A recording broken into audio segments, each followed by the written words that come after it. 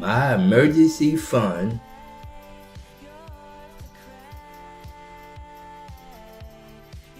is losing value faster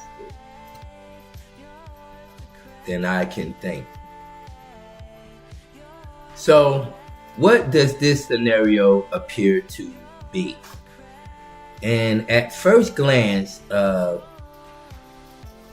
this sounds like I'm worried about my savings account, and I'm worried about my savings accounts isn't paying enough interest, or I'm worried my savings account is not paying enough interest. And that's basically what this scenario appears to be. That's not actually the problem, though. The problem actually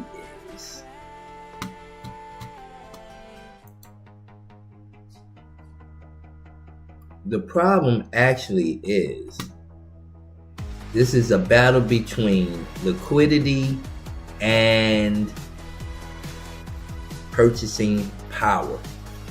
Now, most people focus on one and ignore the other.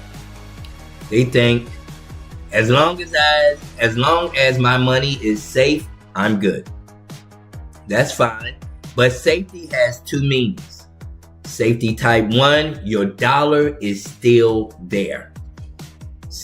Example, 20,000 today, still 20,000 next year. Safety type 2, your dollar buys the same amount. This is where people get hurt.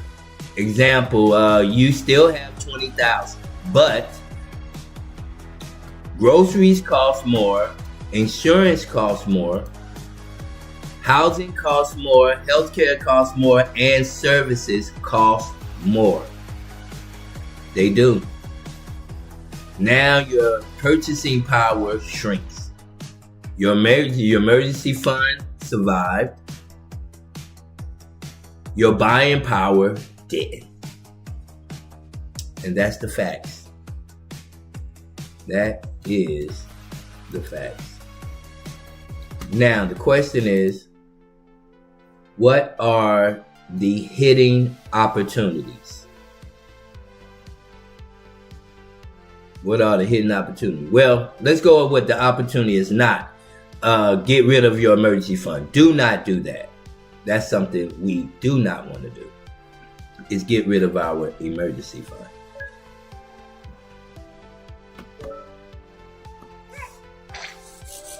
Okay. Thought something happened to this guy. You want to say hello to everybody? Okay. Here he is. Here he is, everyone. Alrighty. Here's E for everybody that doesn't know.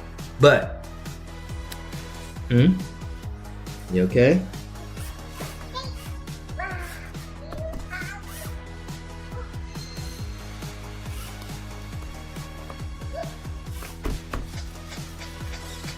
And he has his own mind today.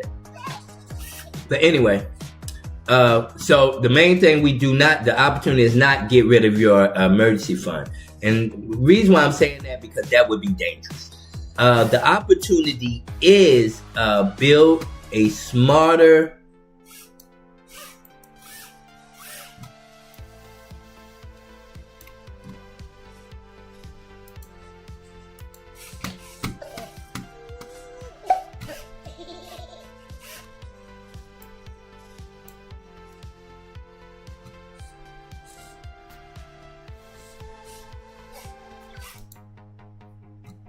and this is, I want everyone to know this. Sorry about that.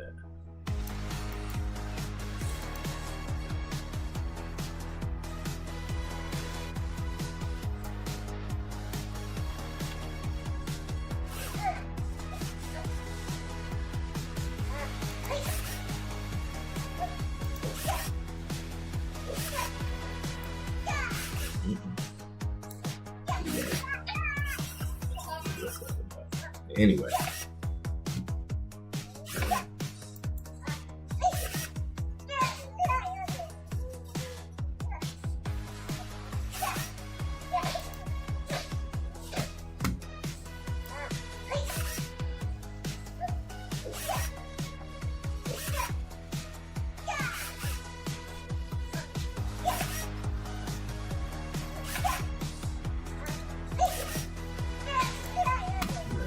minute. Hold on. Bear with me.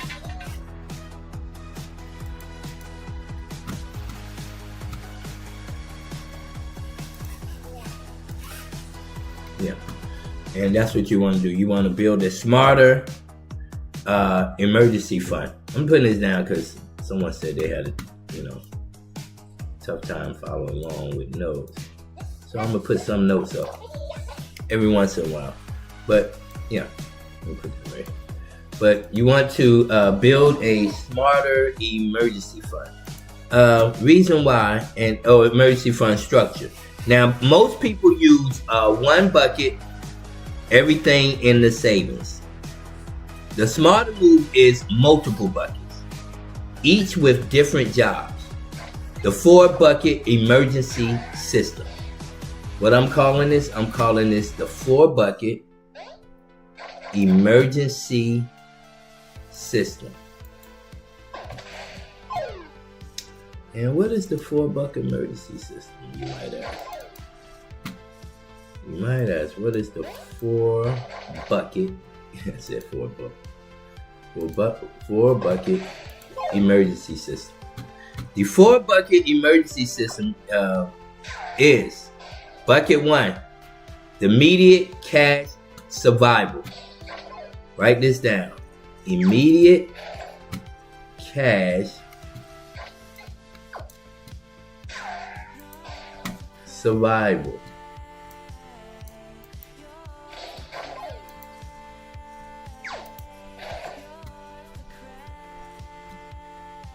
Immediate cash. Did I put that right? Yeah. Immediate cash survival. Purpose. Emergency today example. Job loss. Car repair. Medical bills. Now, where do we put these? In high yield savings account. The amount we put in 1 to 3 months expenses. Not investment money, but safety money. Bucket 2.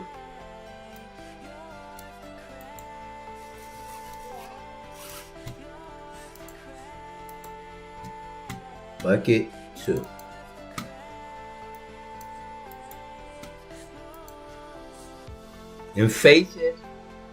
Inflation defense. Inflation defense cash. The purpose of the inflation defense cash is for really one thing. And that is to maintain purchasing power. For example, these are examples of purchasing powers or examples of what I would consider, or what many would consider, purchasing power. And the reason you want and I will go over the reasons for maintaining purchasing power, but you want to make sure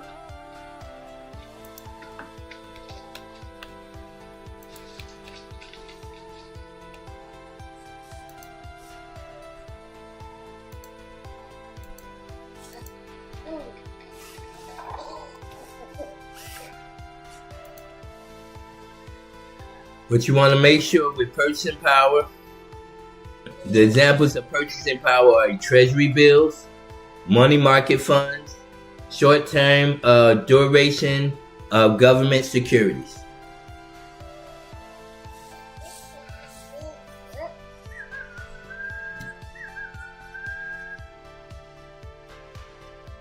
Now, the goal of this is to remain highly liquid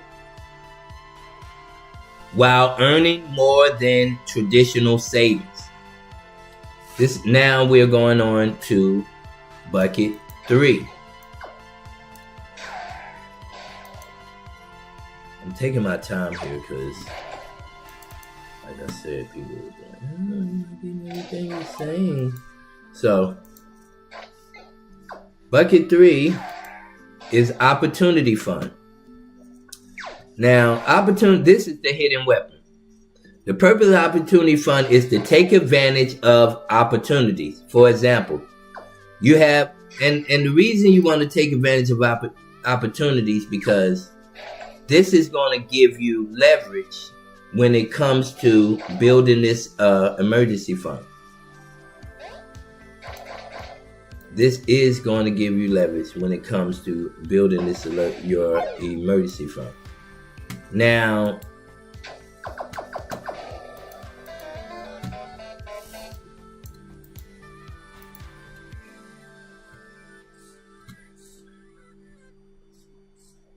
one of the now let's go over the examples. The opportunities that I'm speaking of.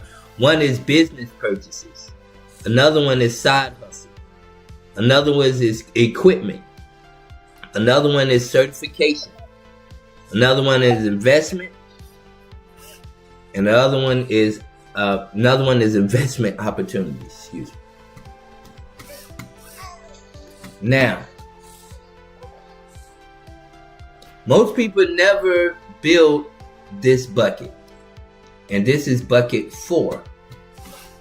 And the reason because some people will get to business purchases. Some people will have side hustle. Some people will have equipment and, and get to, equipment certifications. And they will also have investment opportunities. But then I want you to think about bucket 4, which is long-term growth. The purpose of long-term growth is to outgrow inflation. Now, reason why, because if as you see, inflation grows fast, but if you are behind inflation, you will get left behind. You don't want inflation to lap you. A lot of people are behind. That's why you see a lot of people complaining. But you always want to stay ahead. And these are the ways you can stay ahead. And these are the ways that I consider creating long-term growth. And they are: diversify your stock index funds, retirement accounts, and other long-term investments. Not emergency money, but growth money. Now, the biggest emergency fund myth these are the different myths that people encounter when building an emergency fund.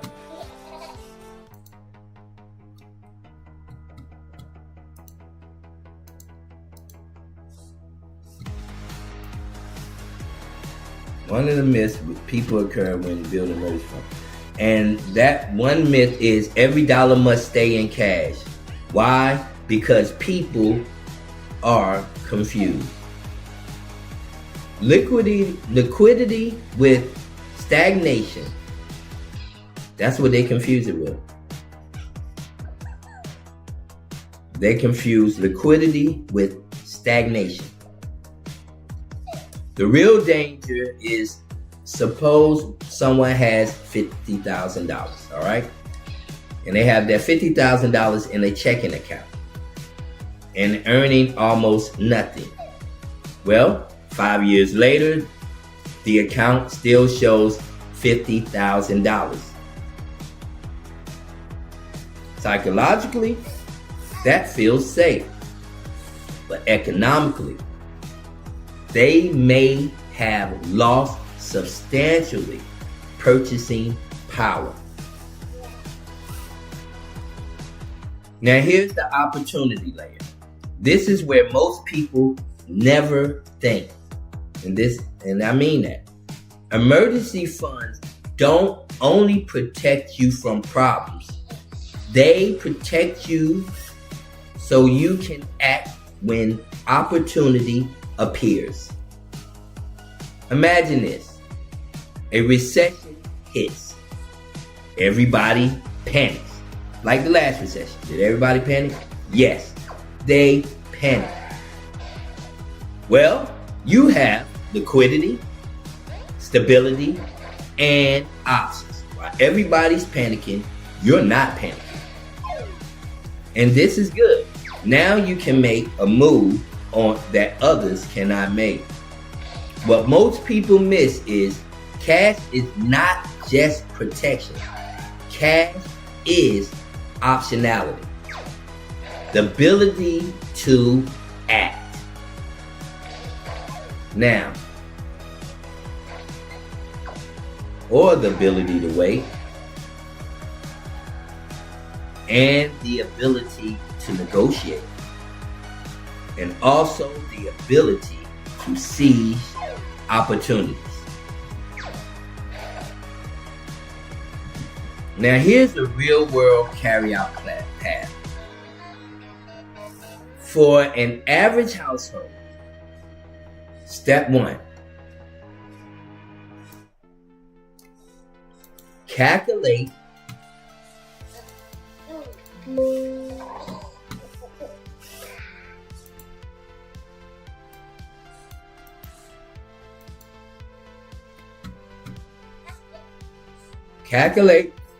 your monthly expenses.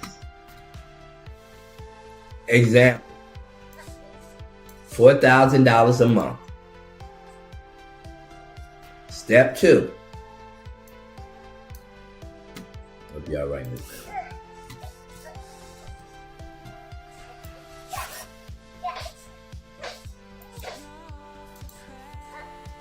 Keep 1 to 3 months immediately available. For example, if you have $8,000 to $12,000. Step 3.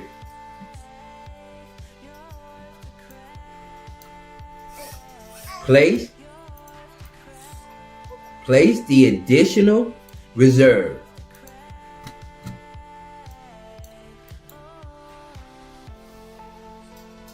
Or place the additional reserves into vehicles designed to preserve liquidity while generating yield. That was not long ago, you guys can see that. Let's get that for you. Hold up. Hopefully I can fit that on there. There you go. Place additional reserves into vehicles designed to preserve liquidity while generating yield. Now here's step 4. Maintain a separate opportunity fund.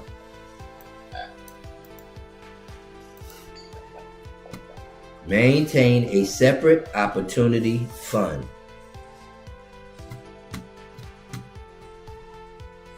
Step 5.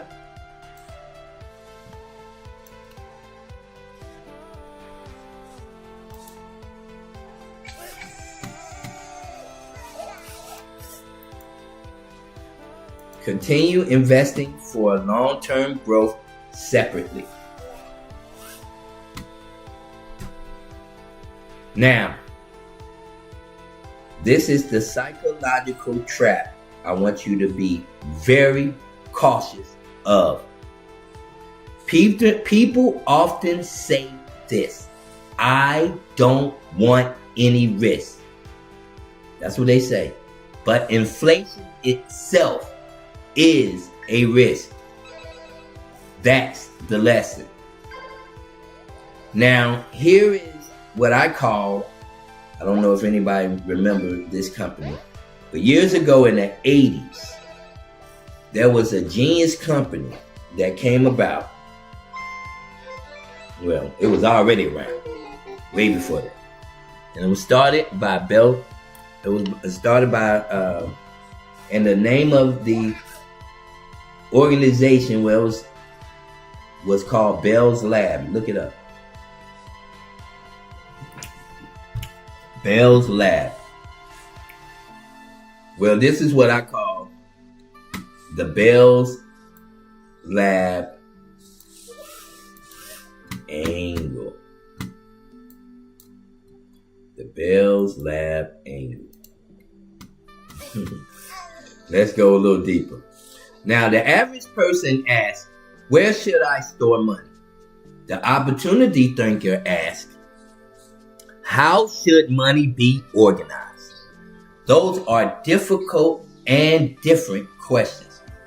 One seeks a product, the other seeks a system. Now, here's the pros. Better liquidity management, better inflation protection, and better opportunity readiness, better financial flexibility, better long-term wealth creation, and these are all the pros. Now, here are the cons. More complexity, requires monitoring, and requires discipline, requires understanding what each bucket is for. Now, would you rather have $20,000 sitting still or a financial system, right, where every dollar has a job? I'm gonna ask you that again, and I'm gonna pose it in this group. I'm gonna pose it in my screen because I want everybody to see this. But I'm serious.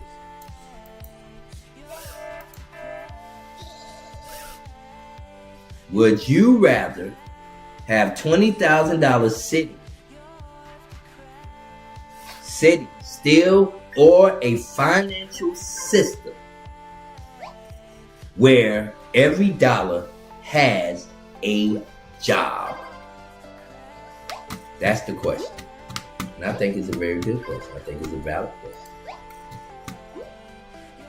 Because that's where this conversation shifts. Most people think an emergency fund is supposed to make money. That's what they think. That is not the primary job. Its primary job is to buy time. The real mistake is letting every dollar sit in the same place doing the same thing. Wealthy people don't just have money. They organize money into different missions. That's what they do. Now,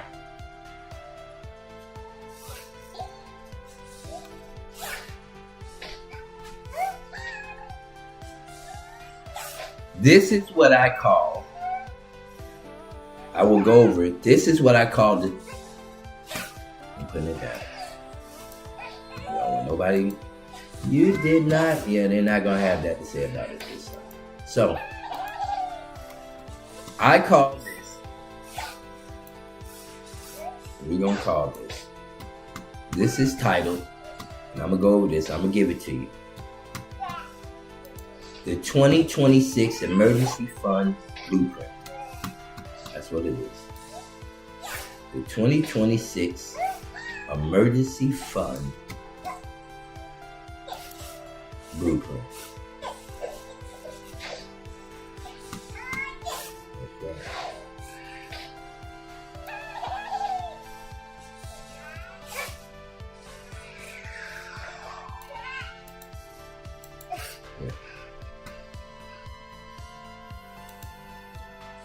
That's what it is. That's what this is going to be called. Now, what is the 2026 Emergency Fund Blueprint? Exactly where people are parking their cash today and why.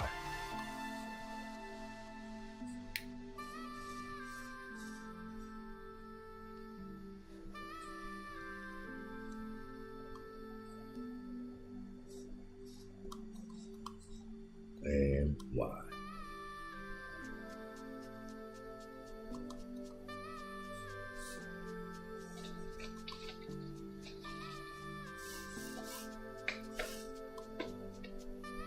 Bear with me.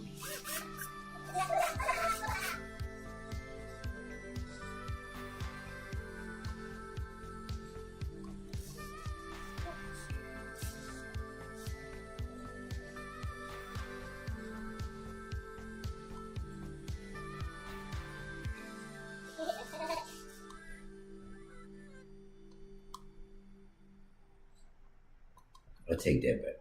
I'm sorry. I do have that. Not yet. Oops. Okay.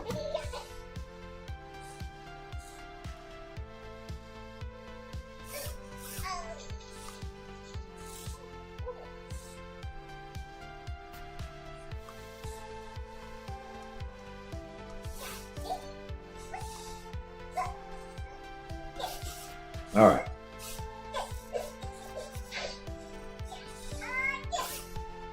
Emergency fund blueprint. Nope, I am going over that.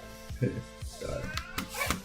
Take that back. We are going over it. Yeah, the emergency fund blueprint. Now, what smart households are actually doing with cash in 2026? This is what smart households are doing.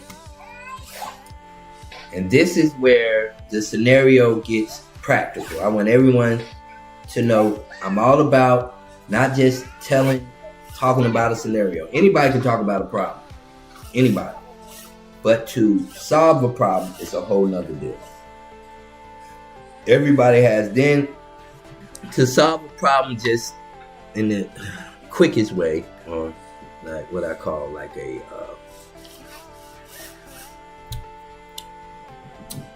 I don't even call it a blueprint.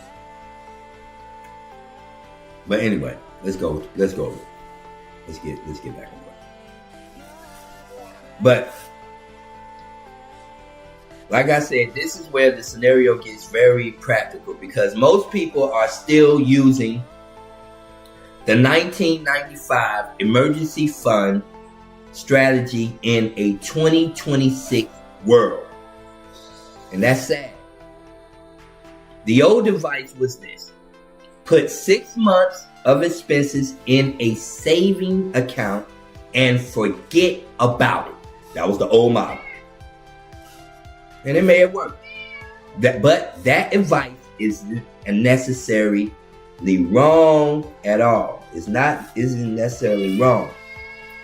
And it was good advice, but it is incomplete. The real problem is inflation isn't the only threat anymore. Households are now facing inflation, job disruption, AI disruption, rising insurance costs, healthcare costs, and household costs, interest rate shifts, and economic uncertainty. The emergency fund has a bigger job now. It must provide safety, liquidity, optionality, flexibility, all at once. And this is the new blueprint. Think in layers, not accounts. Most people think checking and saving, done. That's not what this blueprint is about. The 2020 blueprint, the 2026 blueprint thinks mission-based money. Every dollar, like I said before, has a mission. Layer 1, immediate defense fund. Immediate defense fund. This is layer 1. This is your old crap money. Purpose: car breaks down, emergency room visit, job interruption, unexpected bill. The target is 1 to 3 months expenses. Example, monthly expenses, $4,000. That's monthly expenses. Immediate defense fund, $8,000 to $12,000. This stays highly liquid.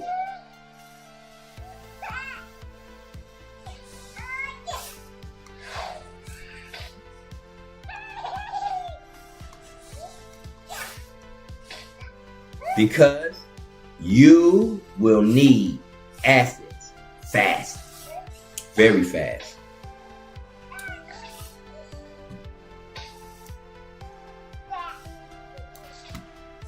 Yeah, you will. There is no sometime, not sometime.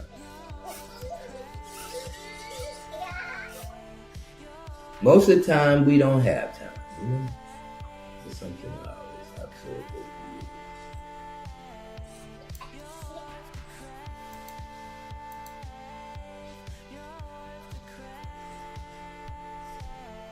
Most of the time, we don't have time.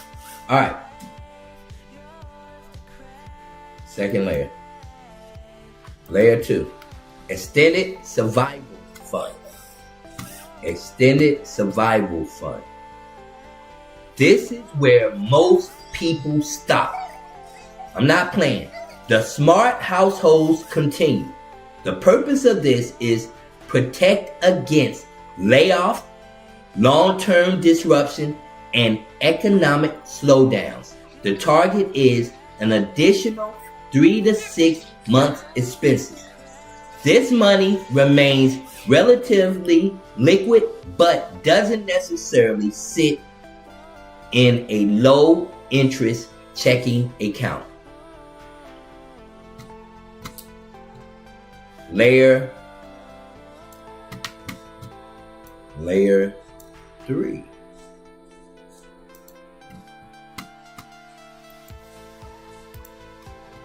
And that is the opportunity reserve. Now, this is where wealthy people think differently than most people. And you're going to find out something today.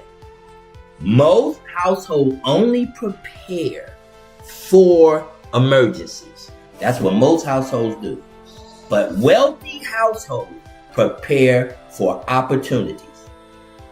Example, buy a small business, start a side hustle, acquire equipment, purchase inventory, pay for training, take advantage of distressed opportunities. That's what they do. This fund exists so opportunities never passes because you're broke. You do not want an opportunity to pass because you're broke. Take my word. Here's something that's in your face, and it has the ability to make you a lot of money. And while the money is being made, you're somewhere sitting on your hands, waiting for the opportunity to come back around when it doesn't. Looking while everyone else is making money. You're watching them make money, but you're not in the game. That's not what you want. On to it. Moving forward. Layer 4, inflation defense. The hidden enemy. Imagine you save perfectly, right? 5 years later, your money buys less. Your money buys less 5 years later. That's a real loss. The inflation defense layer exists because cash alone is not always enough for preserving purchasing power over long periods.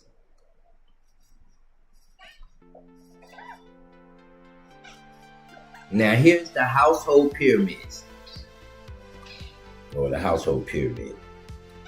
Think of money like this. At the top, growth, assets. Then lower, opportunity, fund. A little lower, extended survival fund. And even lower, immediate defense fund. And at the bottom, the higher you go. More growth, less liquidity. The lower you go, more liquidity, less growth. Now here's the 2026 household example. A family that earns about $120,000 annually. Monthly expenses is about $5,000. The defense fund is $10,000. The extended survival is $20,000, and the opportunity fund is $10,000. Long-term growth, everything else, no money has jobs. What I say? No money has jobs. Nope. Now your money has jobs.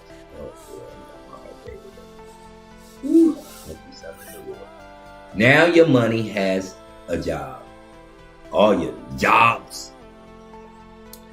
The rich household difference is that the average household says, how much money do I have? The affluent household says, what is each dollar assigned to do? That is a different mindset. Now, I'm going to go over what I call the AI risk layer. This is new. Now, previous generations, they worried about factories, outsourcing, and recession. The 2026 household thinks about automation, AI productivity shifts, changing employment markets. The emergency fund increasingly becomes career transition capital, not just emergency capital. Now, here is the career escape layer. I want you to imagine someone hates their job and they stay because no runway, no flexibility, and no cash reserve. A properly structured emergency fund creates freedom and the ability to transition.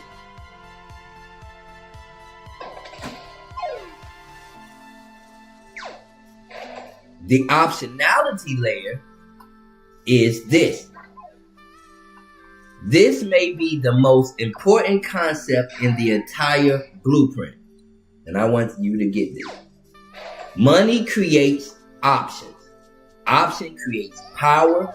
Power creates flexibility. Flexibility creates opportunity.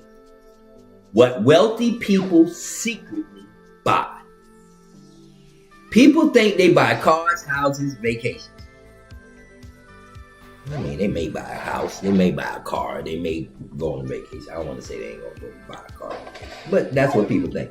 Houses, cars, vacation, right? Houses, cars, vacation. I see it all the time. I read it even in the books. Houses, cars, vacation. Is that what you think all wealthy people want? I tell you a secret. Let me tell you a secret. What they are buying is time, flexibility, options, Emergency funds help create all three. Now, this is the recession layer of the blueprint. Here's where things get interesting. During downturns, most people become forced sellers.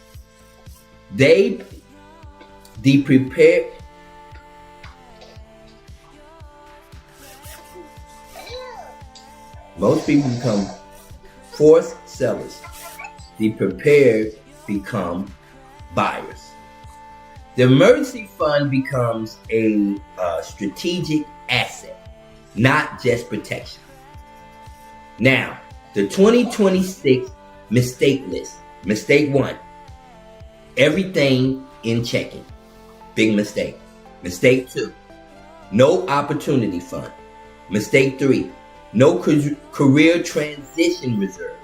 Mistake 4, thinking liquidity and growth must be all or nothing.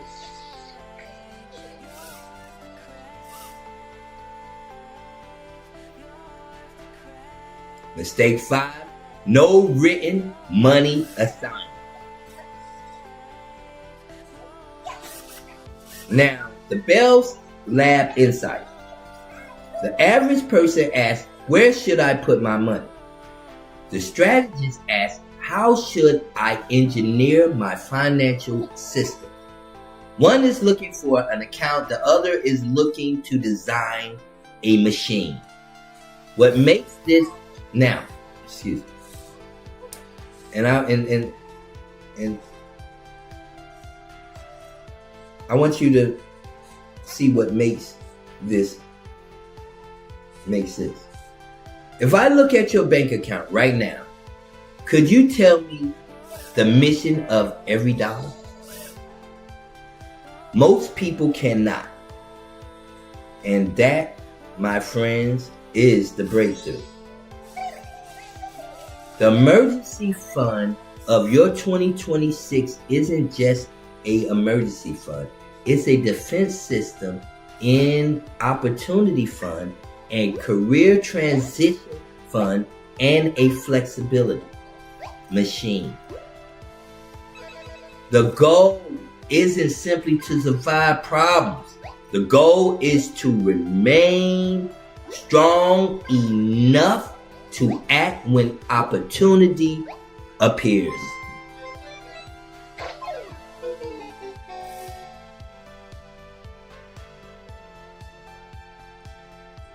Now,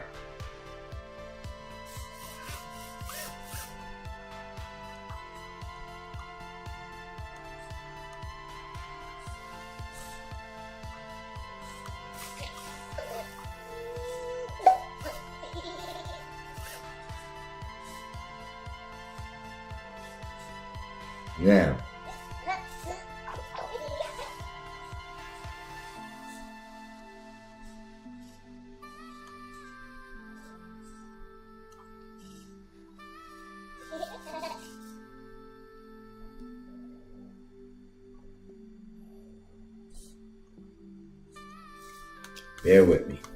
So,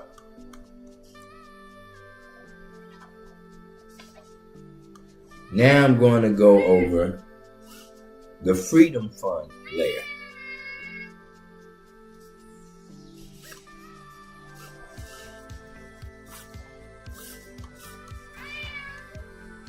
No, I'm not going over there. Too damn bad. The next one I'll be going over. This layer is a new layer, and this is called the Rich Person Liquidity Layer. Because most people think wealthy individuals keep all their money invested, when in reality, many affluent households are obsessed with liquidity, flexibility, and having dry powder available when opportunity knocks.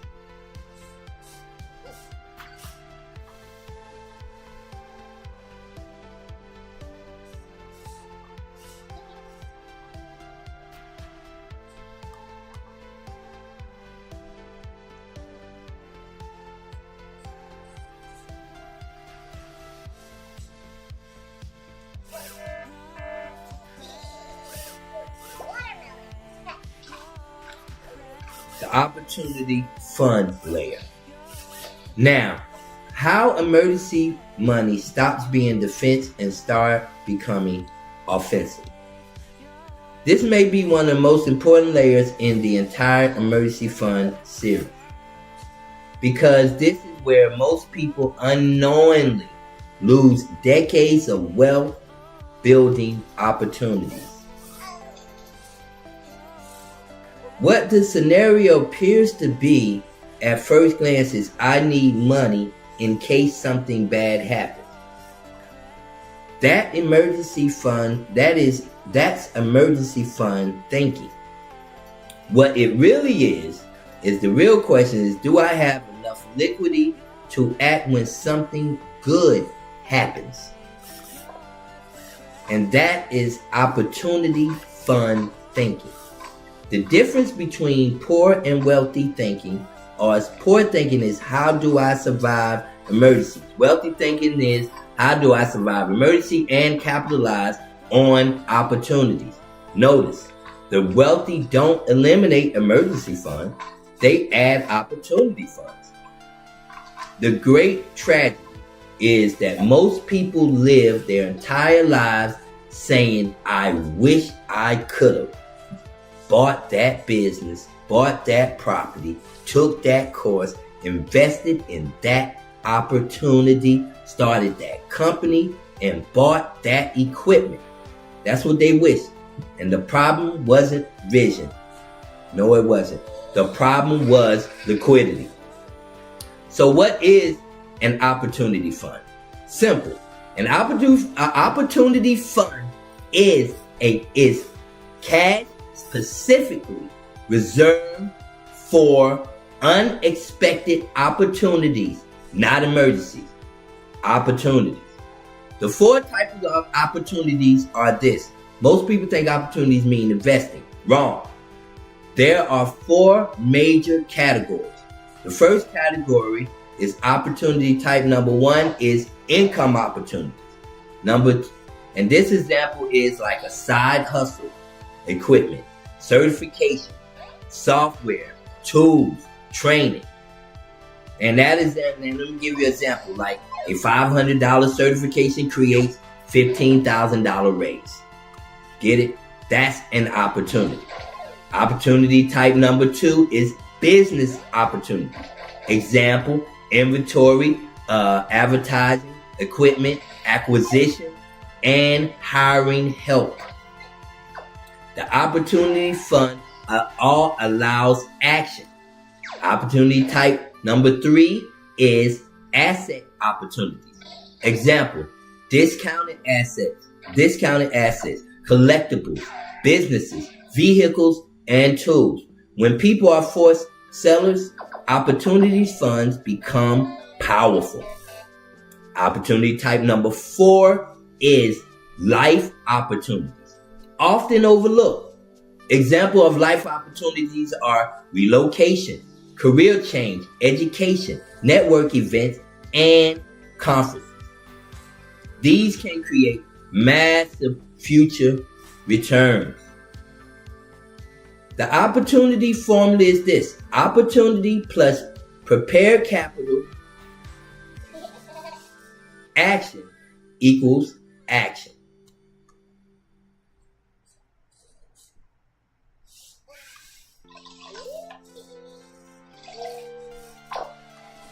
Let me say that one more time. I said that wrong. The opportunity formula is opportunity plus prepared capital action. Opportunity plus no capital equal frustration. So opportunity plus prepared capital equal action. Opportunity plus no capital equal frustration. Now, the rich person's secret. Most affluent people maintain what is called dry powder, meaning cash ready to deploy. Not because they're scared, because they're prepared. The dry powder philosophy. Imagine everyone is waiting. You already have funds available. Now you move first. This is leverage. The 3 opportunity fund levels. Level 1, start opportunity fund. And this is starter opportunity fund. Starter opportunity fund is $1,000 to $5,000. The purpose of that is for small opportunities. Small opportunity examples are certification, equipment, software, and side hustles. Level 2, growth opportunity fund. The growth opportunity fund should have about $5,000 to $20,000 in the account, or $25,000 in the account. The purpose of that is meaningful moves. Example of meaningful moves are business launches, consulting practices, inventory purchases, and hiring support. Level 3 is strategic opportunity fund. Should have $25,000 plus. And the purpose of this is for major moves. Examples like acquisition, investments, and partnership, real estate opportunities.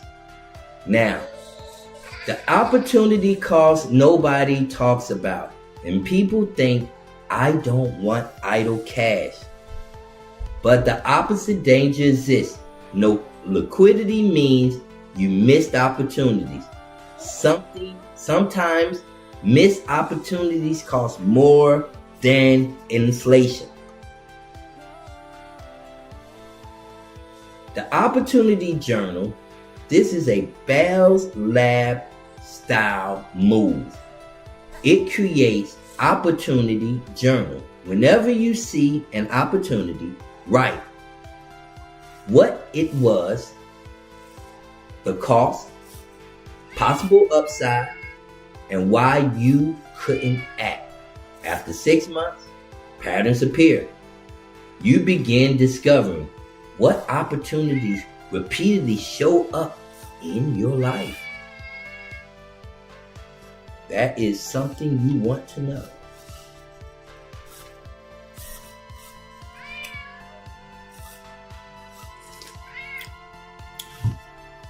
Now,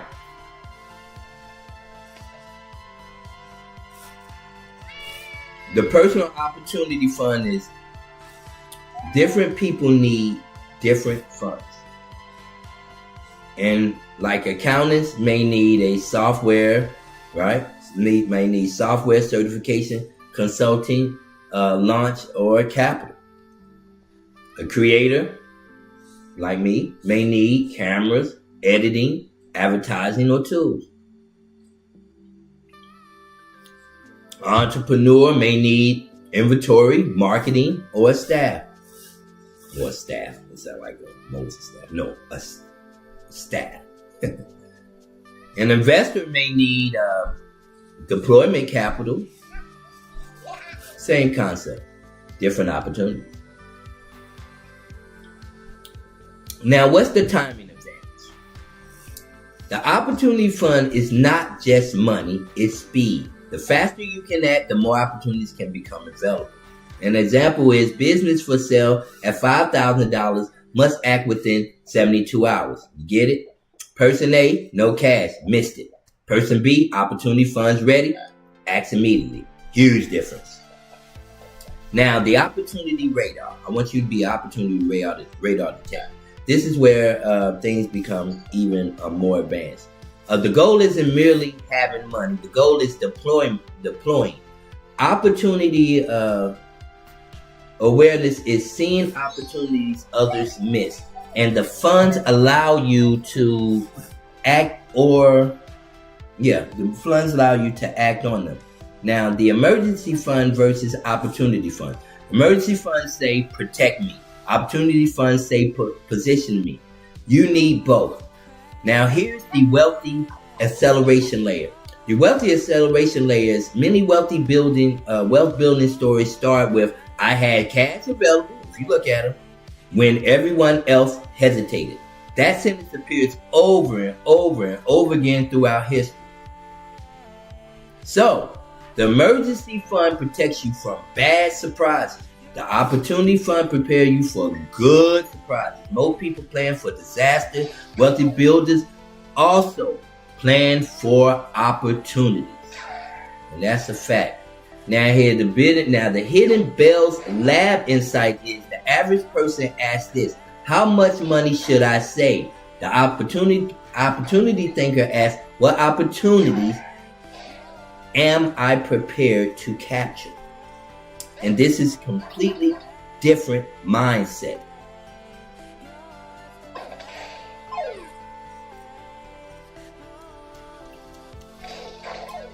Way different mindset.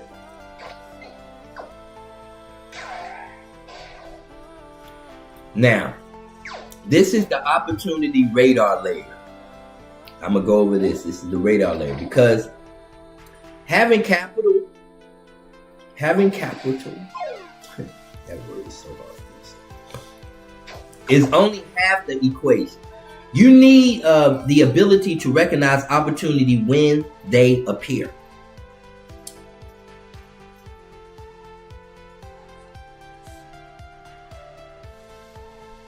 And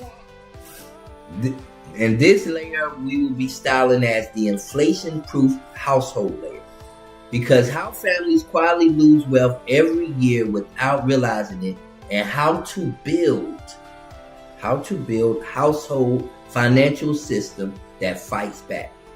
Now, this is where the emergency fund discussion becomes a household strategy discussion, because inflation doesn't attack one account. Inflation attacks groceries, insurance, utilities, rent, mortgages, vehicles, healthcare, education, subscription, taxes, lifestyle costs, you name it. Most families are fighting inflation with hope instead of assistance. And what this scenario appears to be is that most people think prices are going up. True, they are going up, but that's not the whole story. What really this is inflation is a race. Every year it's a race, people. Your household is competing against rising prices, rising costs, currency erosion, and lifestyle creeps. The question becomes, can your household income and your assets outrun your expenses?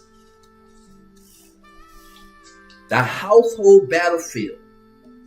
Imagine your family or a family earning $100,000 year one. Comfortable.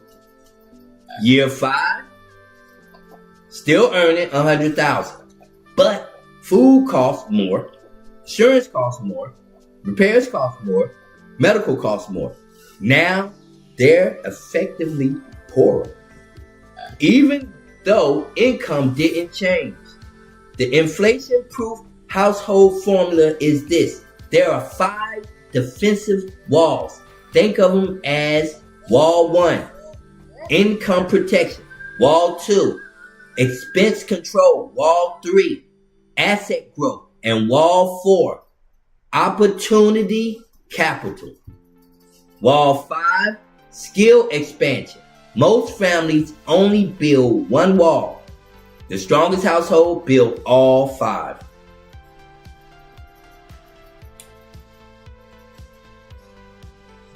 They do.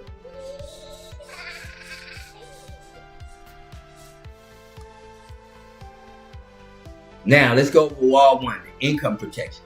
The first defense isn't investing, it's income. Ask. I want to ask you this. Can your income grow faster than inflation?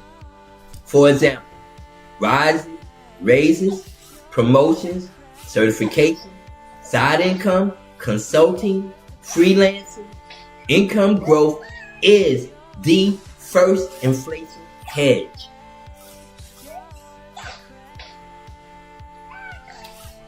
That's right. Let's go to wall 2. Expense control. This isn't about cheap. It's about reducing recurring leakage. Imagine money saving $300. Annually, $3,600. 10 years, $36,000. Without investment growth, small leakage become huge.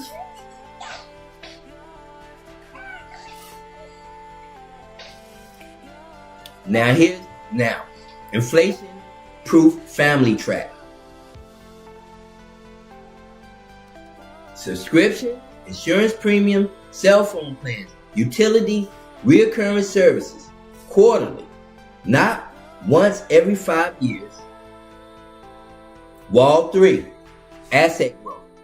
Cash alone rarely solves inflation over long periods. Households need assets capable of growth. The exact mix depends on you.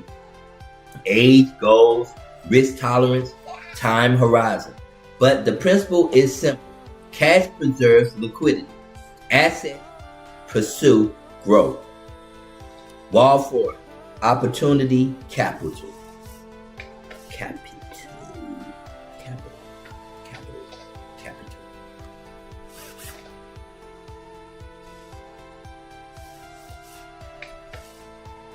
Now, this is the opportunity fund layer we just covered. The prepared household says, if opportunity appears tomorrow, can we act? Inflation-proof families maintain flexibility. Wall 5, skill expansion. This is the hidden wall. Many people ignore it. Your skills are an asset. A new skill sometimes outperforms an investment account. Example, accounting, certification, AI skills, sales, project management, technical skills. The household that learns faster often earns faster.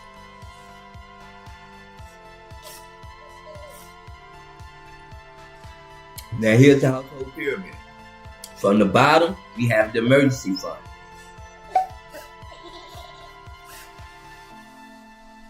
Then we go to the opportunity fund, to the income growth, to the asset growth, to the wealth building. Inflation-proof household building upward. Now, the grocery store test. Yeah, that's what I call it, the grocery store test. This is simple. Imagine your grocery bill rises 20%. What happens? Fragile household panics. Stable household, they adjust. Now, an inflation-proof household, income and system absorbs the increase. That's the goal. Now, here's the insurance layer. One of the most overlooked inflation drivers is that many families focus on food and gas, but miss health insurance, home insurance, and auto insurance. These often rise quietly. Inflation-proof households review them regularly. Now, the lifestyle creep trap, this is huge. I want you to pay attention. Many people blame inflation. Part of the problem is that lifestyle inflation is the problem. That's right. Example, income rises to $20,000, spending rises to $20,000. No progress. A lot of times people balance everything right back out. You made more money just to spend more money. The minute you make more money, you're spending more money. The inflation-proof household captures part of every increase. And that is something that most inflation-proof families will do. They're not going to sit here and make more money and then start spending more money. That's crazy. Now, what's the opportunity layer? Let's go deeper. Most people view inflation as a threat, and they do. The strategy or strategic household also asks this: what opportunities does inflation create? And these examples come in many forms. One form that opportunity that inflation creates are new businesses, new technology, new consumer needs, and new services. Every major shift creates an opportunity. Always remember that.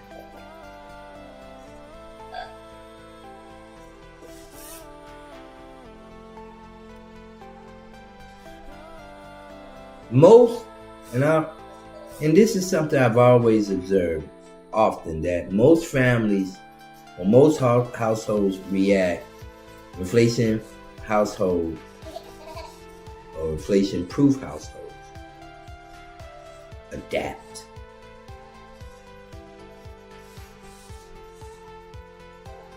But I want to ask this: what system can we build that improves our position every year, regardless of economic conditions?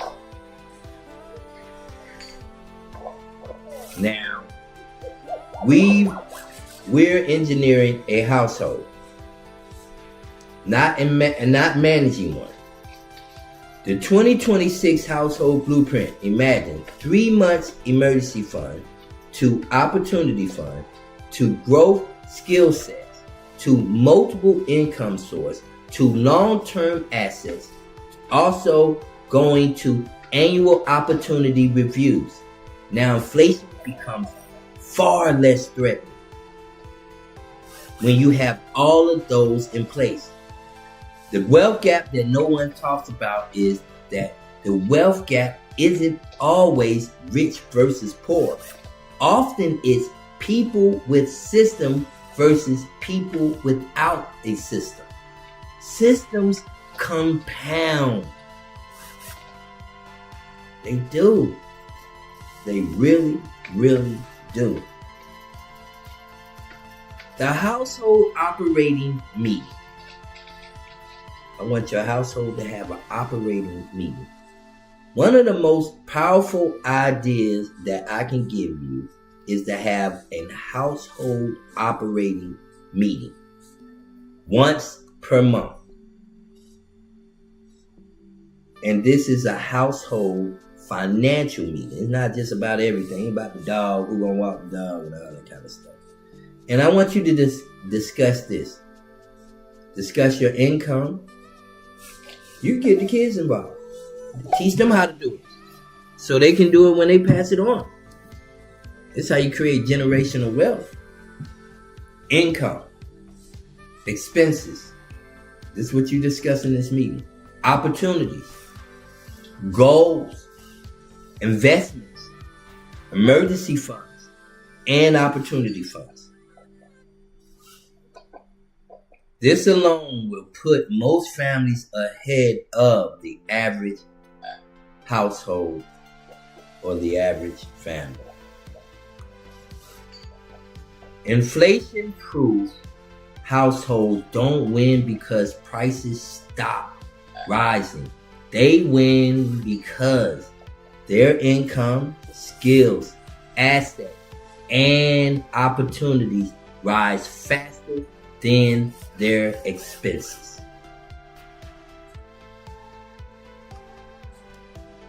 And this is something that people really need to know. You okay, buddy? Really flabbergasted over here.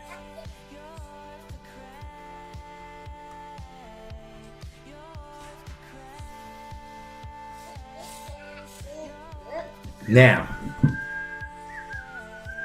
the next layer we will go over is the rich person liquidity layer. And this is why many affluent households think about cash completely different than everyone else. This may be one of the most misunderstood subjects in personal finance, because the average person thinks rich people invest everything. Not necessarily. Most affluent individuals are obsessed with liquidity, not because they're scared, but because they understand leverage. Now, most people will see this scenario and assume that wealthy people ask, how much money can I make? They will, but the truly affluent ask this: how much flexibility do I have? That is a huge difference. What it really is this: the wealthy understand something most people don't or have never learned. And it is that opportunity often comes with expiration dates. They sometimes don't get it. See, you may have like 24 to 72 hours, 1 week to act. The person with liquidity can move. The person with liquidity, without liquidity, just sits, like I said, on their hands and watch. And that's sad that so many people, I have been there, I'm not gonna lie. I've been there. I had a buddy who wanted to get into buying houses at local auctions, real estate auctions. He just knew he was about to get in there and get him some property. I said, "You going?" He said, "Yeah, I'm going." I said, "Oh, yeah, go." I said, "How much you looking to invest?" I'm not going to get anything over 40. If you go over 40, I'm not going to get it. I didn't say anything to him. I just listened. I did. But I knew what he was going to face. He came back and he said to me, one guy bought everything. I said, yeah, he did, didn't he? He said he bought everything. Nobody could get nothing. I said, oh, yeah.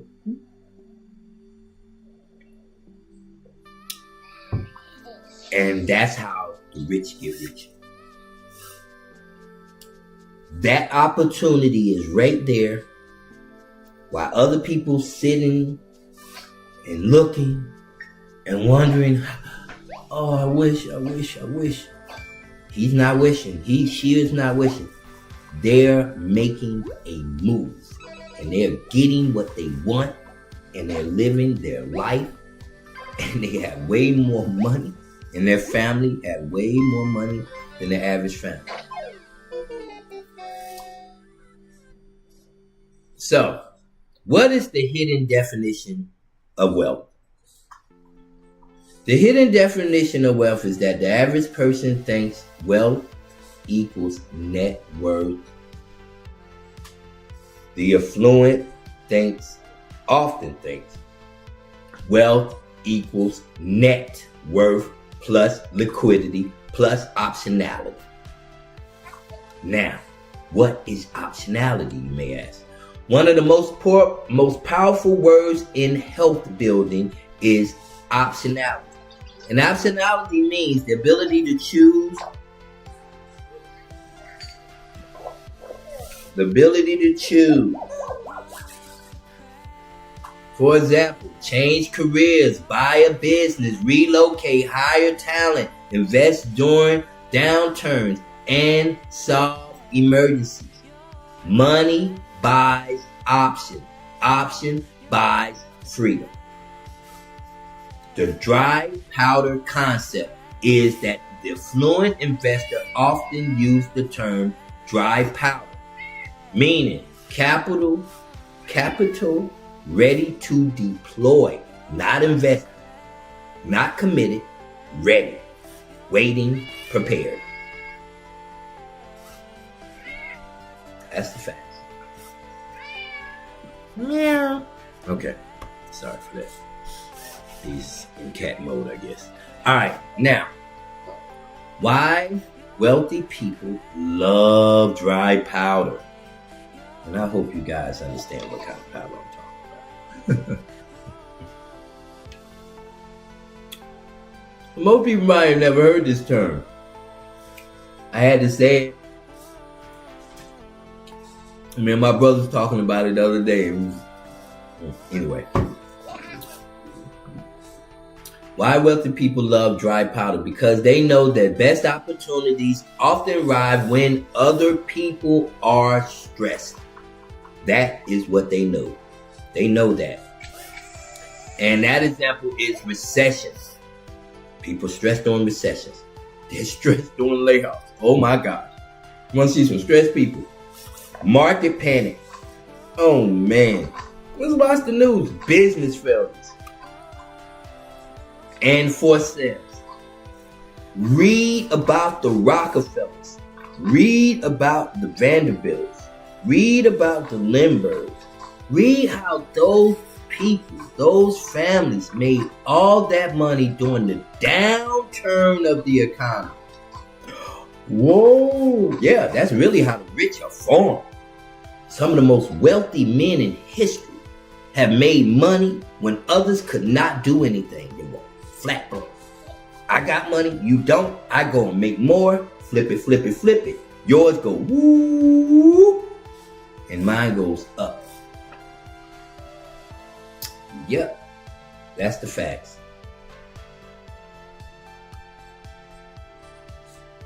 People prepared can act. Now, the average household, everything looks like checking plus savings, done. The affluent household, money, remember, has a mission.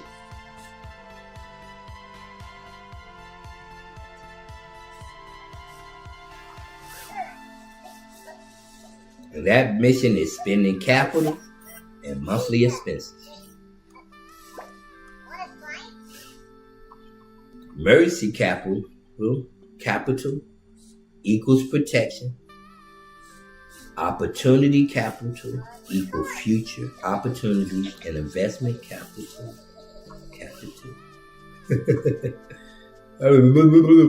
Capital equals growth. All right. And strategic capital equals large future moves. Now money becomes organized. Now I'm going to go over the speed layer. This is huge.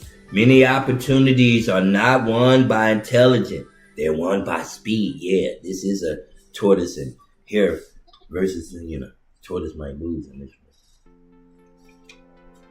This one he might lose. There's a tortoise race that he can win. And that race is usually the long-term investments. Tortoise can't win that race. But this is the race that the hare win.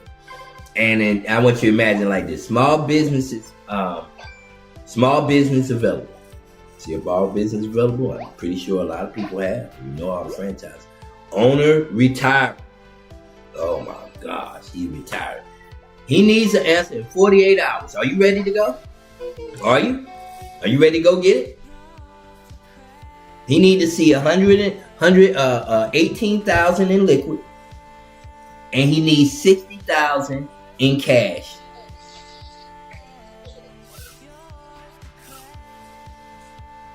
That's just one, two. There's got to be more, trust me. There's going to be more hurdles to jump. All right. Person A, like I said, must borrow, must apply, must wait. Opportunity gone. That's what they're going to try to do. They're going to borrow. We got to borrow. Going to run around the world looking for money. Want to know what he going to do? Person B going to do? Already has liquidity. Like I said. Moves immediately. Wins. They win. They win. The one who can move immediately, the one who can act immediately, while you're trying to run around and get it and apply, filling out all kind of applications, they're already in the door.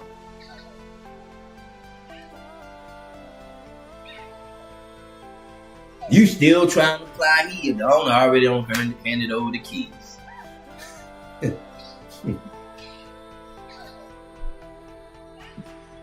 I didn't do it. I didn't make the rule.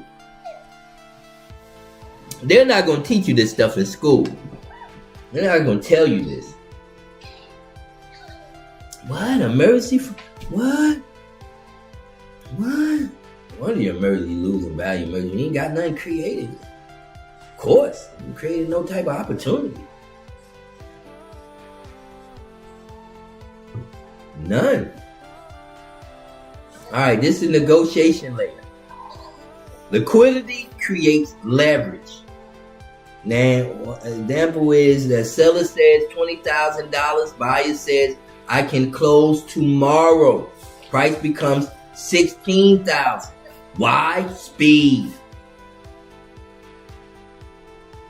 Certainty. Liquidity. What? Yeah, you get deals. You better believe it. You got the money now? Yeah, can I get it for 16? Right now? Right now. They're gonna get it to you. Hopefully. 17. About to pay 20,000. The other person ain't even got 20 to get nothing.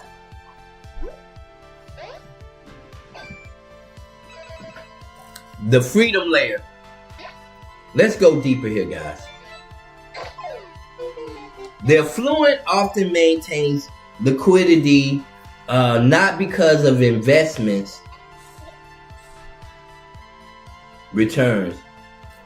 They don't. But because of freedom. See, you gotta imagine a terrible job, bad bosses, toxic environments. Person A must stay. No reserves. Person B has 1 year of liquidity. They can leave. That's power. Now, the wealthy person's question is, the average person asks, how much interest is my money earning? That's what the regular. The fluent's going to ask this, and I promise you, what opportunities does liquidity allow me to capture? Completely different thinking. Completely different mindset. They're in two different worlds. And this is what you need to know. What's in the other world? How do they think? I'm going to roll over it. I want to pound it in your head. The personal liquidity ratio is, and I want you to get this because this is an interesting concept. How many months could you live without income? 1 month? 2 months? What about 6 months? Could you live 12 months? This is a powerful measure of financial strength. Let me say it to you. Let me ask you again. How many months can you live without income? 1 month? 3 months? 2 months? 3 months? 6 months? 12 months. I want you to get it. This is a powerful measurement of your financial strength.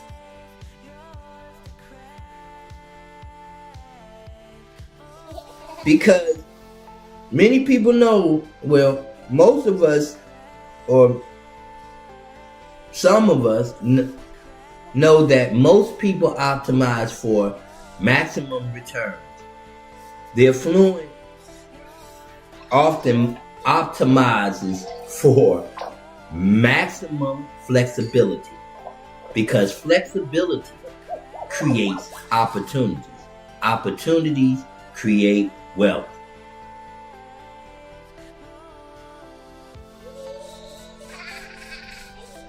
Now, this is a recession example for you. During downturns, many people become sellers. The liquid becomes buyers.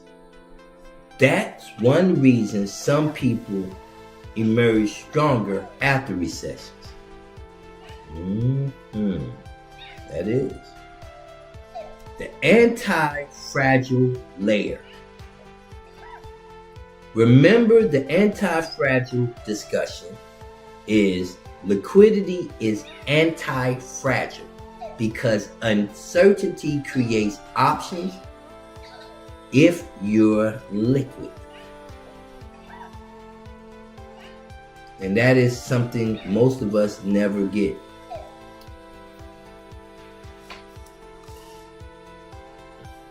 Now, the career liquidity layer is this. This is, and I want to go over because this is relevant for many viewers. Imagine new certification, a new industry, a new business, and new skills. That is the career liquidity layer. Because without liquidity, you can't pursue it. With liquidity, you can. And that's opportunity. Now, the rich person mistake, let's be fair, affluent people can make mistakes too. I want to make like they mistake proof. Too much liquidity can reduce growth. Too little liquidity can reduce flexibility. The goal is balance, not extremities. Here's the wealthy pyramid. Look at it like this. On the bottom, you have the emergency fund. Above it, you have liquidity reserves. Above your liquidity reserves, going near the top, you have your opportunity fund. Going even closer to the top, you have your investment assets. And going closer to the top, you have your business assets. And at the very top, you have your generalization assets. Each layer has the purpose. Now, the family liquidity layer is this. A family with emergency reserve opportunities, reserves, skill growth, multiple income, and stream. Let me say it again. Family with emergency reserves, opportunity reserves, skill growth, multiple income stream is much harder to disrupt. That is real financial resilience. Now, the strategic question is this. If the opportunities of your lifetime show up next Tuesday, could you act? Most people never ask that. Wealth builders ask it constantly. And I want you to remember, the rich aren't always holding cash because they're afraid. Often they're holding liquidity because they're waiting for opportunity, waiting for leverage, waiting for moments where speed and flexibility matter more than maximizing every last percentage point of return.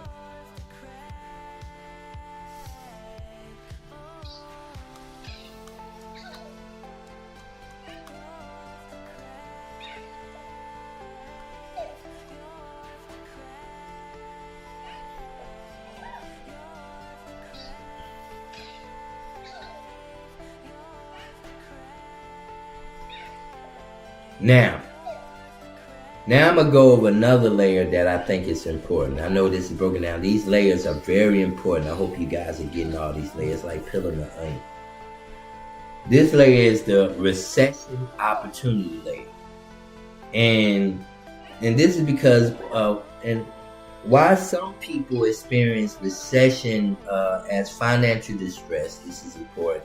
While others experience them as wealth building seasons.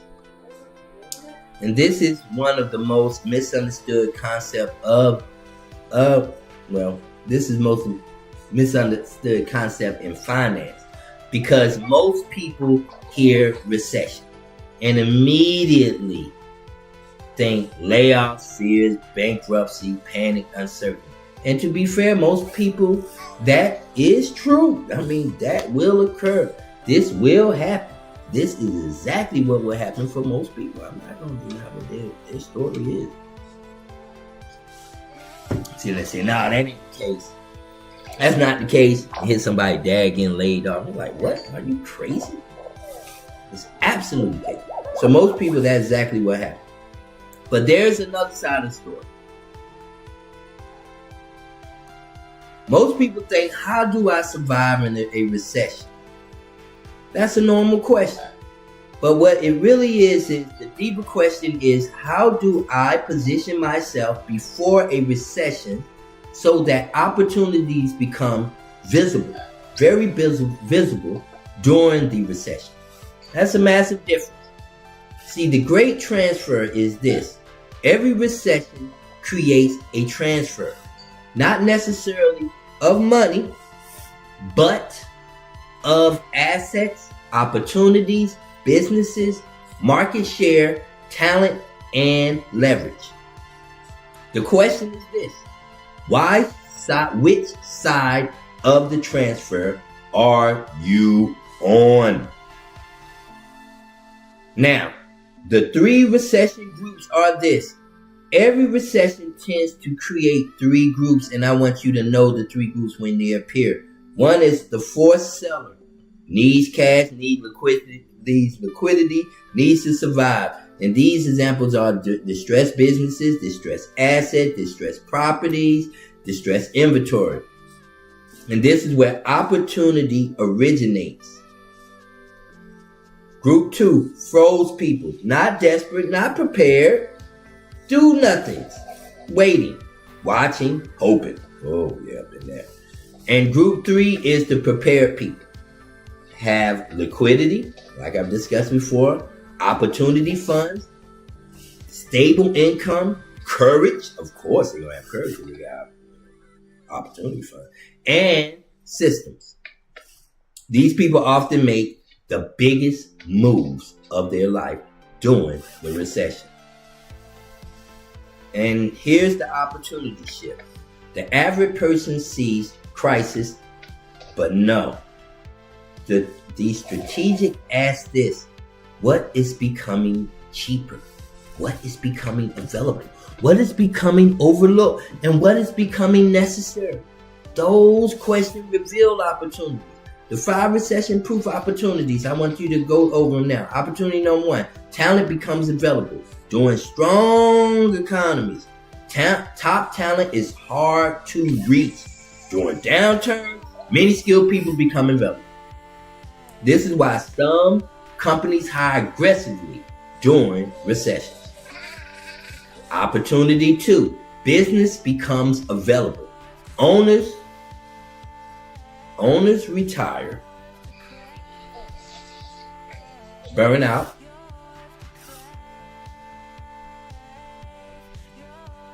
and they need liquidity. Need an exit. Suddenly, opportunity appears that weren't available before.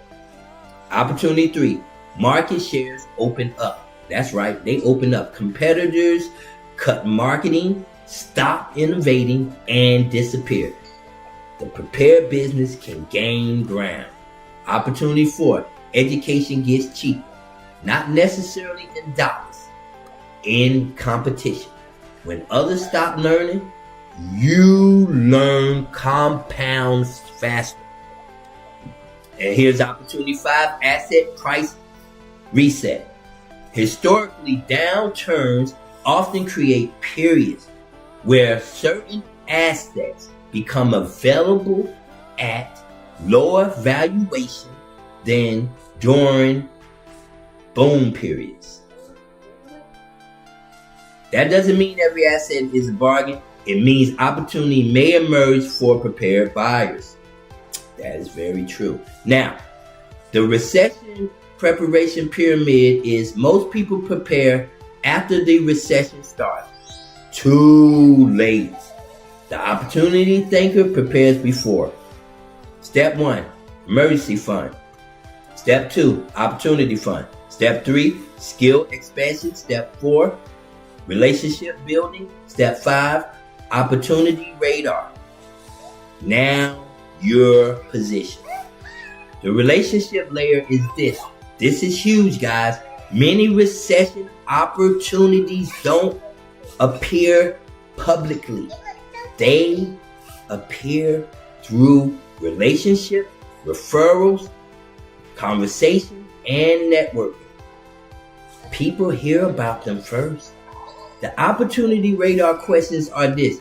During the downturn, ask this: what is overlooked, undervalued, distressed, needed and growing away anyway. Growing anyway, excuse me, not growing away, but growing anyways.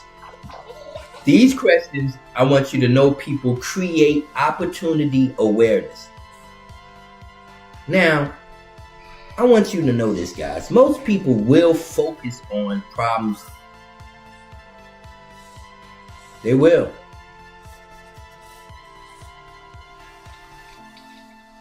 But focus on signals. A recession creates signals. For example, industries shrinking, industries growing, consumer habits changing. Yeah, they are. And technologies accelerating. The signals matter more than the noise. Now, the anti-fragile view is remember the anti-fragile layer. Fragile people ask, how do I avoid pain? Anti-fragile people ask, how do I become stronger because this happened? The mindset, once again, changes everything. And because here now, I want to give you a household example. The household example is imagine two families. Family A, no reserve, no funds, no skills. Recession arrives. Everything becomes defensive. Family B, emergency funds, opportunity funds, continuing education, and multiple streams of income. Recession arrives. They're not celebrating, but they're prepared. Preparation creates options. And everybody knows that if you're into opportunity. Now, I want to go over the career opportunity. Many viewers miss this because some of the biggest career leaps happen during periods of disruption. Why? Because industries recognize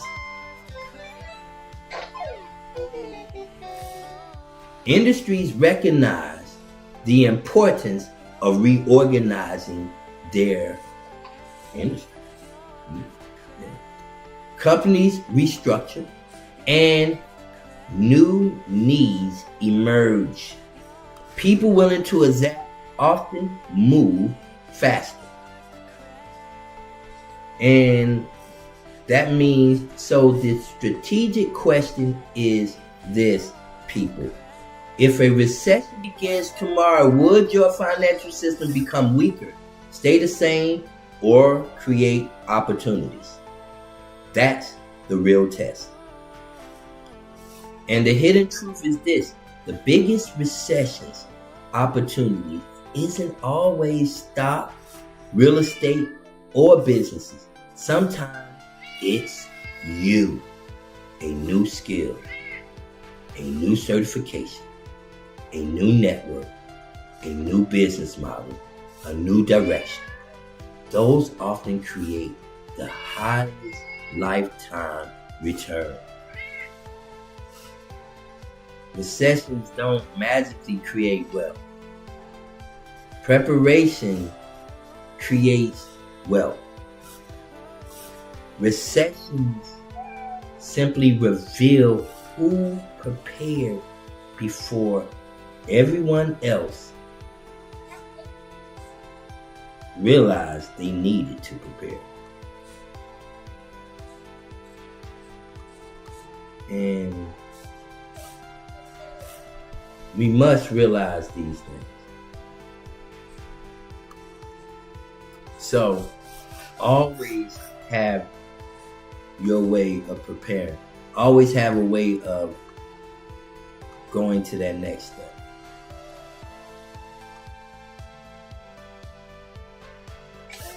Now,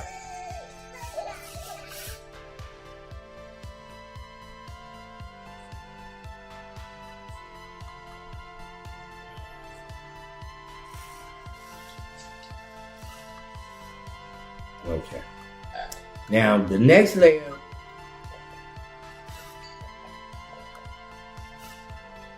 I want to discuss is, because I want to get this show as much value as possible, is how ordinary people learn to buy existing businesses instead of always starting from scratch. And this is one of the most powerful layers, wealth layers, because it attacks a major myth. If I want to own a business, I have to start one from zero. Which doesn't make sense. I mean, I guess it does to some people. Meaning that I have to take this business and grow it from where it is to, wherever I'm going to take it to, or the new heights to mega multi-million-dollar, facility. Or establishment. Yeah. Not always, though. Sometimes the smarter move, people, is buying a small business that already has customers, cash flow, equipment, employees, and reputation. And the system, then you improve. That does not mean it's easy. I don't want to say that. Because that did sound easy. It's not easy. It does mean ordinary people can learn the process faster. Now, the SBA itself says buying an existing business or franchise can simplify the initial planning process, right? And compare with starting from scratch. Although enough buyers still need proper due diligence, financial, and planning. So, now, how do normal people buy businesses? Is the question this may appear to be. But the deeper question is, how does an ordinary person learn to buy cash flow operating without getting tricked, overpaying, or buying themselves a job they hate? That is the real issue. Because buying a business can be, stressful, but it also can be life-changing.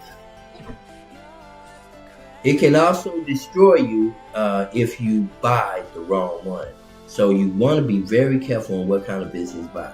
So what is it really this is? It's not just buying. This is acquisition discipline. Say it with me all together now. Acquisition discipline. I had to say that. I had to. But anyway, I want to tell you what you're learning how to do. You're learning how to identify businesses worth buying, understand cash flow, verify the numbers, negotiate the terms, finance the purchase, transition ownership, improve operations, and avoid hidden liabilities. The goal is not buying anything. The goal is buying a business where the downside is controlled and the upside is realistic. The best business for ordinary people to study first are: do not start first. Disclaimer: do not start with a glamorous business. Start with boring businesses. Think boring. Boring. This is where everybody runs from. Everybody, I gotta say something. People always want what looks big and what looks good, what they can brag about, what they can go home and this, that, and that. And those things are usually very hard to do. Either everybody's in them, and the outcome is usually not what you think, right? So here's some examples. Laundry mats, cleaning companies, landscaping companies, vending machine routes, small bookkeeping firms, local services businesses, mobile detailing businesses, specialty repair shops, small e-commerce stores and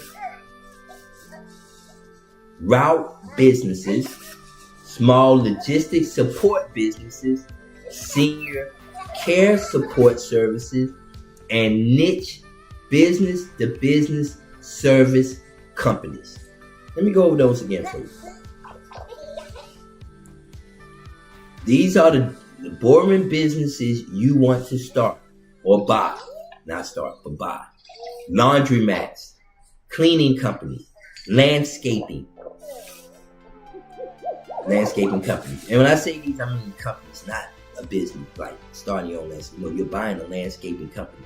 Vending machine routes, small bookkeeping firms, local service businesses, mobile detailing businesses, specialty repair shops, small e-commerce stores, route businesses, small logistic support businesses, senior care support services, and niche business to business. Let me put these up for you. So I want y'all to do. These are the businesses to start. Bear with me.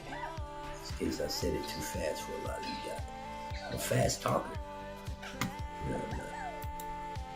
But let's get these down for you. Let's see.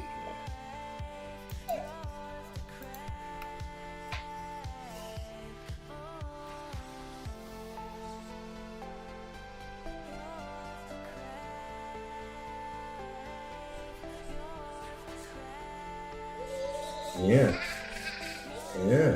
Looky there. Yeah, let's go over. So you guys can see it. That's a list of all of them. That's what you want to start.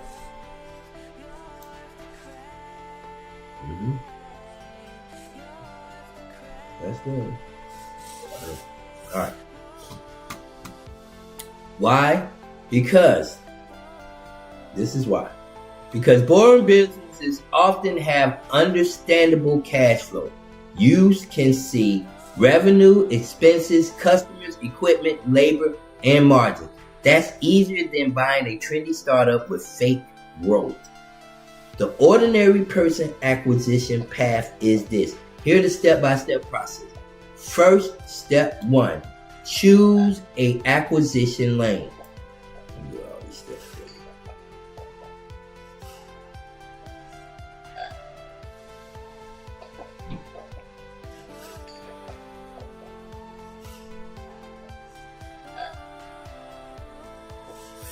These are lanes right here.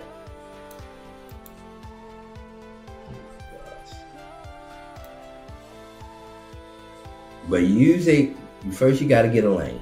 We're finna go over the lanes. I'm gonna put them up there. I know somebody will say, hey, I ain't giving me a chance to put this up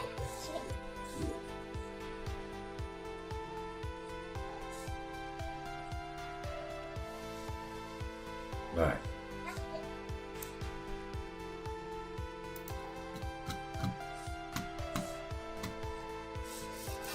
Alright, hope you guys got that. If you didn't, go back and watch the video. Let's see it.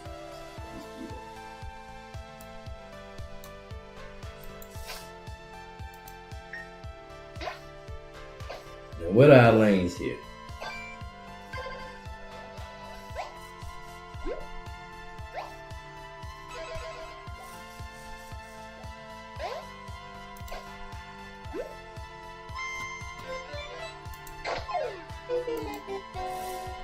Hold on.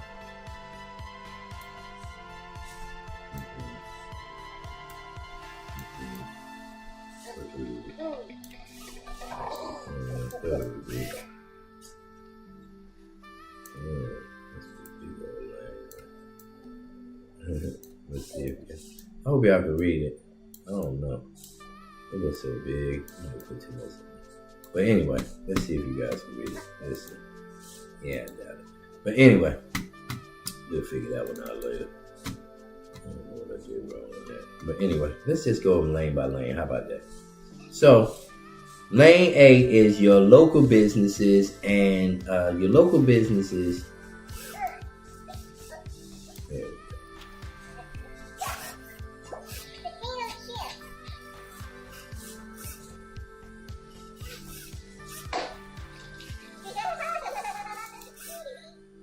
All right, here are your local businesses. Your local businesses are going to consist of these.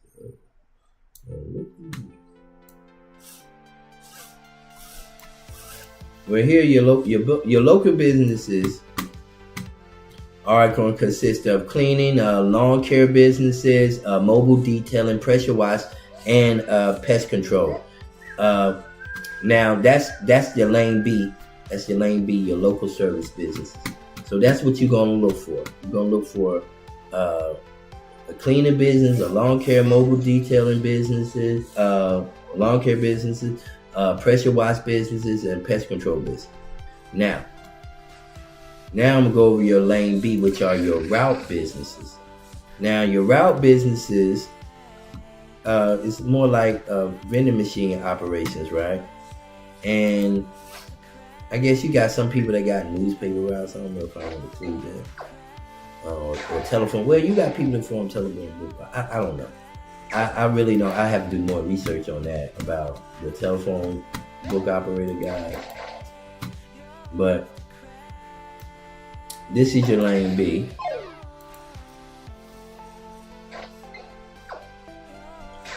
And that's, like I said, that's your vending machines, your delivery routes, and your pool routes, of course, and your ATM routes.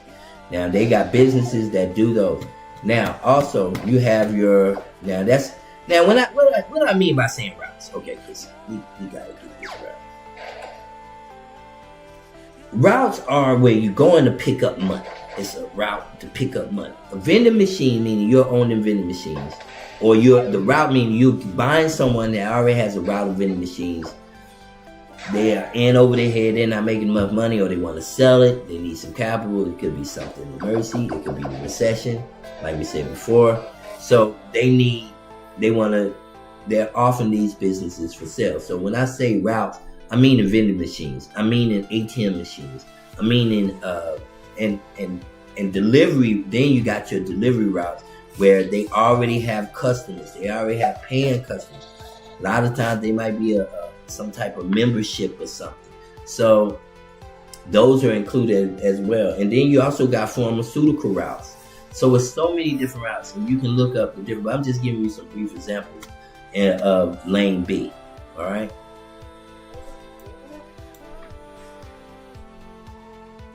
So never overlook route. Route businesses can be very lucrative. You have a lot of them. You only can do the math on them. And they can be very, like I said, very, very, very lucrative. Next is our lane C, which is our professional service business. And our professional service business include everything like bookkeeping, tax preparation, and the marketing agency and consulting firm. Also, you got and that is everything in the professional services. A lot of times, people think that they need to know these to do them. That is if you're starting a business or you do it like for yourself. But let's say some of these businesses can already have bookkeepers hired, can already have tax preparers hired, they can already have marketers in place, and they can already have consultants in place as well. So that is a business that has already everything set up, and these businesses are for sale. Also, they have franchises like this as well.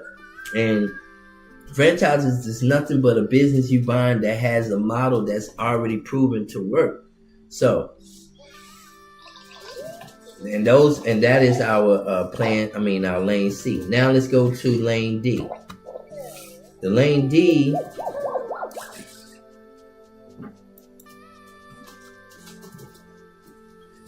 is more of our asset heavy type of businesses. Now, what do I mean by heavy asset heavy businesses? Well, asset heavy business is more like laundromats, car washes, or equipment rental companies. And these companies they can be very lucrative, bring a lot of money, but those businesses of course have more, you're going to take more cash or more liquid to purchase the business. But like I said, that's what these funds are for. So when these opportunities present themselves, you can be the first to grab them. Now, we got many lanes here. Also, we got our lane. If you see or hear any noise, that's my rabbit. Lane E.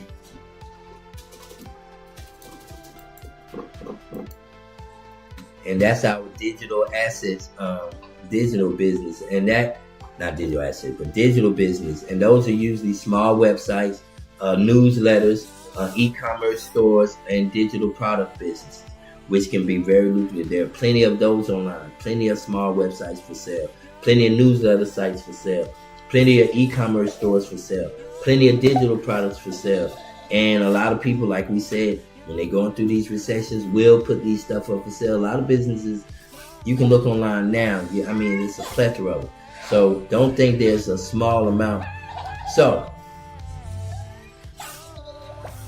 for beginners, local services and route businesses are often easier to understand than the complex text businesses. So now we're going to go on to our step 2, which is define your buy box. Now, a buy box is your target criteria. For example, like, I want a business making $100,000. Yeah, let's say more like $100,000 to $500,000 annually, and that's annual revenue. And at least, like, let's say 3 years old with repeated customers, right? And clean books. You want to have clean books. Simple operation, and an owner willing to train me for like 30 to 90 days. Your buy box should include a location, industry, revenue range, profit range, years in business, number of employees, owners involved or owner involvement, customer concentration, equipment requirement, financial needs, and growth opportunities. This prevents emotional buying.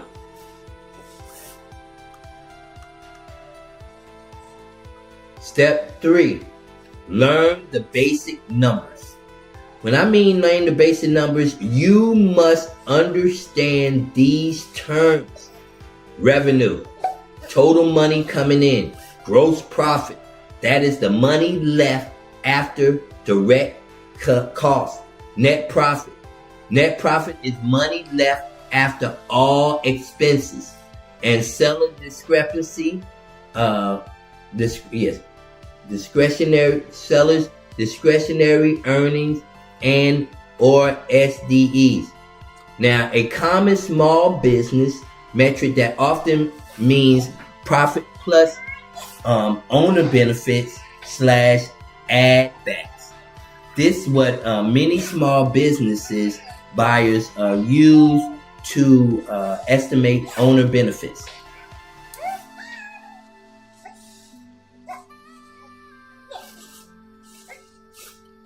EBITDA, more common is more common for those who are familiar with. It's more common for larger businesses. Earnings before interest, taxes, depreciation, and amortization. Amortization.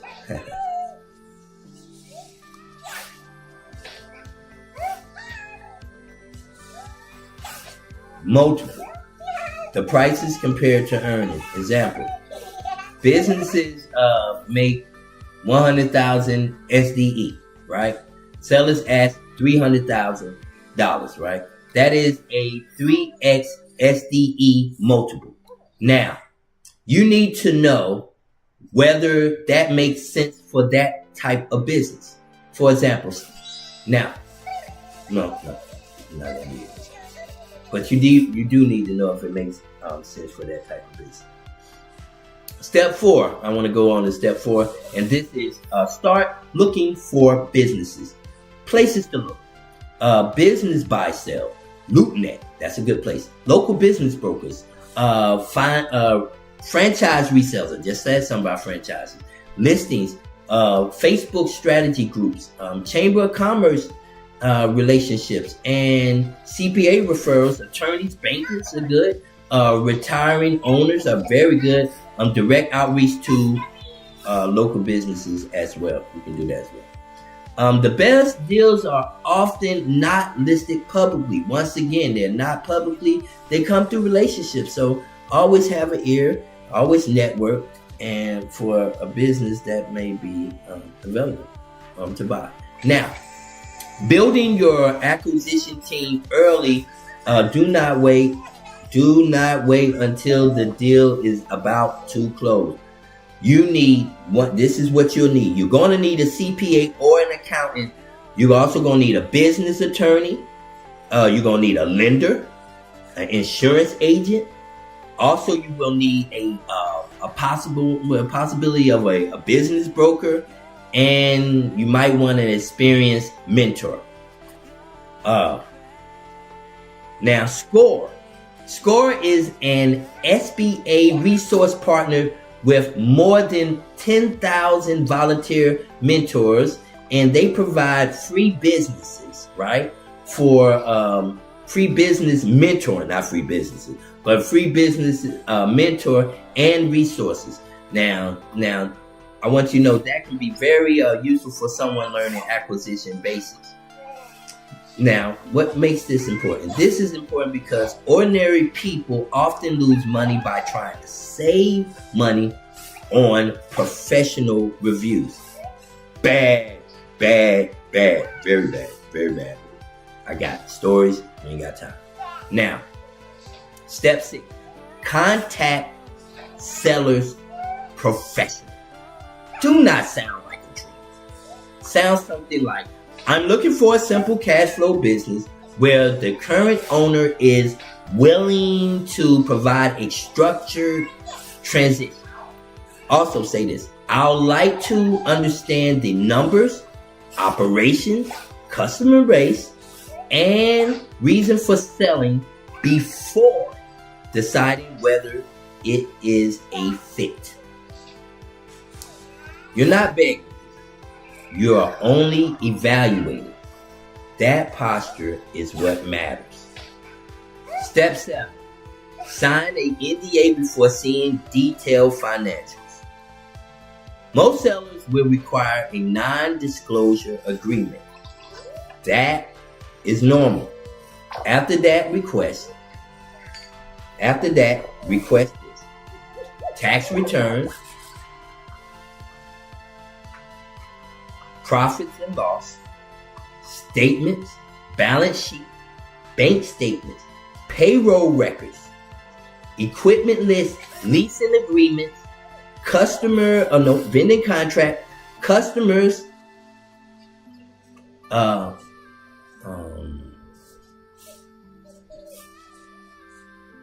concentration detail, debt obligations, owners add backs, illegal issues, and licenses or permits.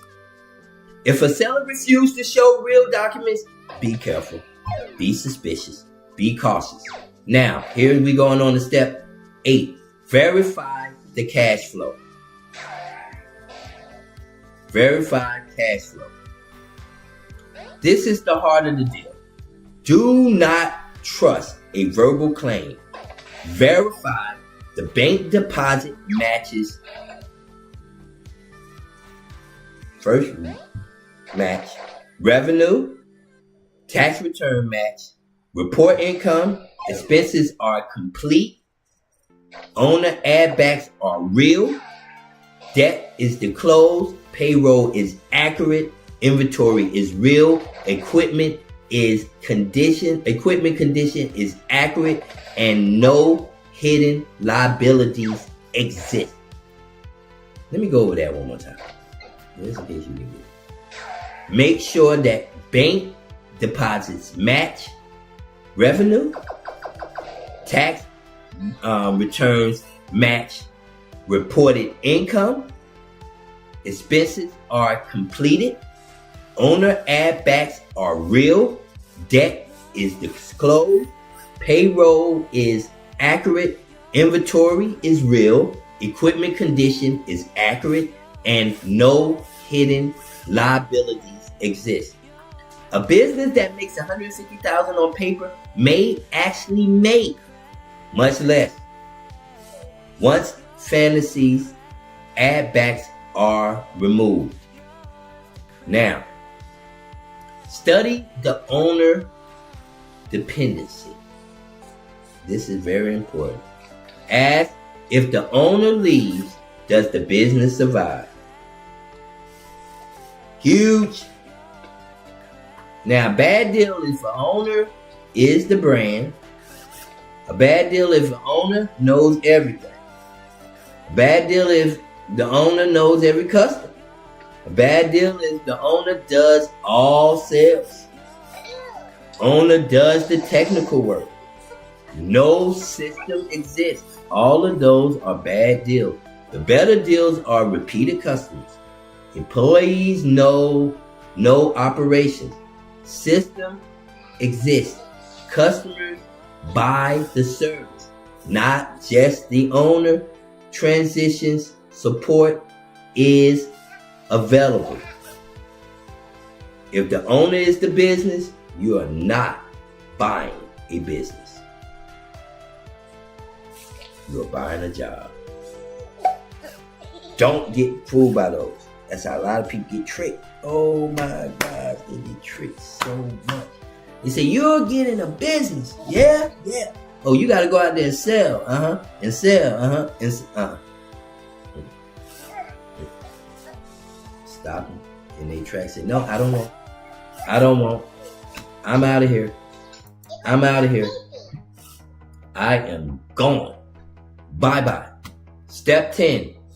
Understand why the seller is selling. Because the common reasons may be retirement.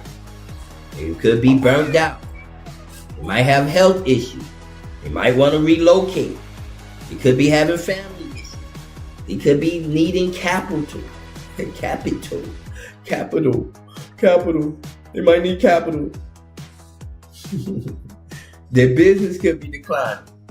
They could be it could be tough competition. It could be less lease problems. It could be a lot of things. Employee problems. Retirement can be a clean reason. Decline, lawsuit, bad lease, customer loss, or hidden debt can be dangerous. You must ask. You must ask. Step 11. Estimate the real value. Valuation is not just what the seller wants. A simple small business valuation may look at earning, asset, customer base, growth potential, risk, industry multiples, owner dependency, location, equipment, contract, reoccurring revenue. Never buy based on revenue alone. Revenue is vanity. Let me say it again. Revenue is vanity. Cash flow pays debt. Step 12. Choose your financing strategy. Common financing methods. Cash purchase. Simple but requires money. SBA loans. SBA 7A program can be used for business acquisition, and SBA says 7A loans can go up to $5 million, depending on eligibility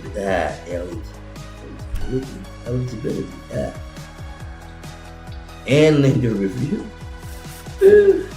Seller financing.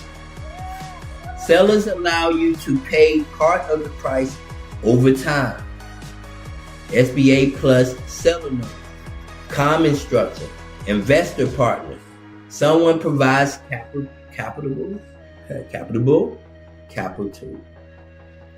Someone provides capital. You operate. Y'all gonna kill me for that word. All right, earnouts. Now, earnouts are sellers get more if the business performs after closing, and partial acquisition. In some cases, you can buy part of the business rather than all of it. SBA loan eligibility depends on the business, ownership, repayment ability, location, lender requirements. SBA notes businesses normally meet size standards and show ability to repay and have sound business purpose.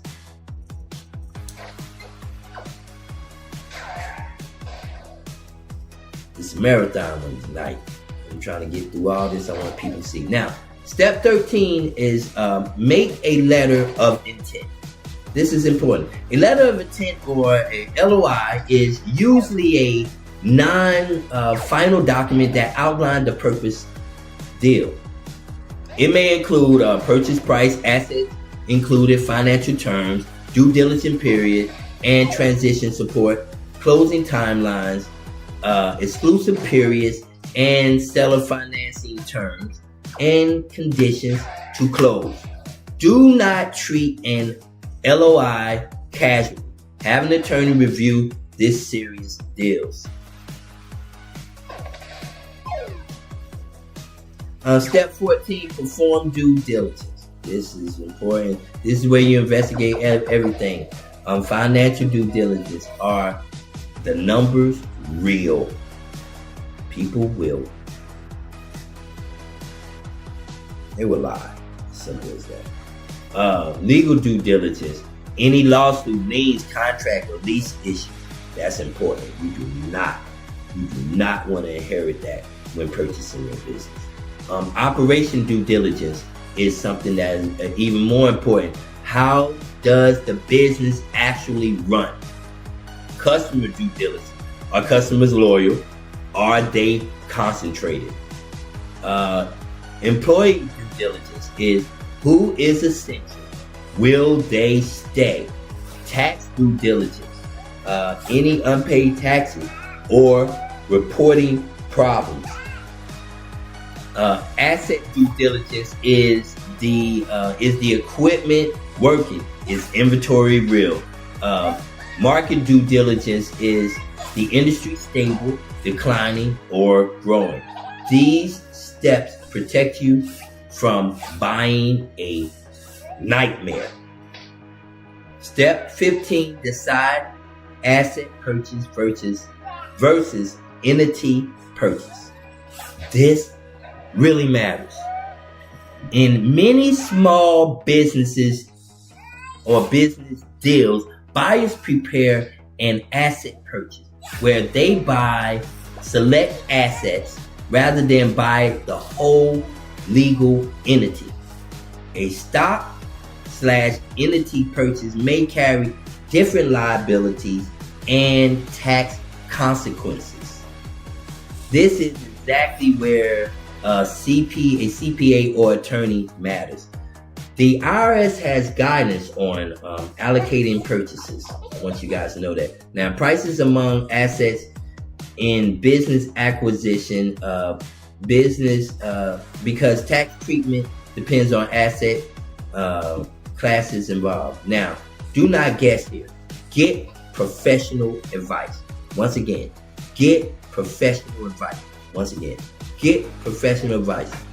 Once again, you. Get professional advice. No cocoa. All right.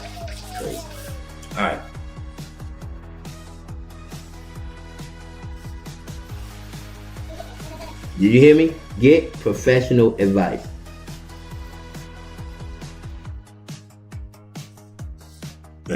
Okay. All right. Step 16. Negotiate transition support. Ordinary people need seller training. Ask for 30 to 90 day transition support, customer introductions, vendors introductions, employee introductions, operating procedures, walkthrough, phone support after closing, non-compete, non-solicit, where legal enforceable consulting agreements, and consulting agreements if needed. Now, the transition period can make or break the acquisition. It can. Step 17, close the deal carefully. Closing may involve purchase agreement, bill of sale, assignment of lease, transfer of licenses, financing documents, seller notes, non-compete agreements, transition agreements, insurance setups, bank statements or bank account, payroll setups, merchant accounts, software asset, and vendor updates. This is why a lawyer matters. Step 18, the first 90 days after buying. Do not change everything immediately. Your first job is this: stabilize before optimizing. First 30 days, learn operations, keep customers calm, keep employees calm. Day 31 through 60, fix obvious leaks, improve tracking, clean up reporting. Day 61 through 90, start growth moves, marketing, price, upsell, system. Do not destroy what you just bought by changing too much, too fast. Seen it too many times. Seen a business get bought just to go down. Seen a business get bought just to see employees run out the door. 5.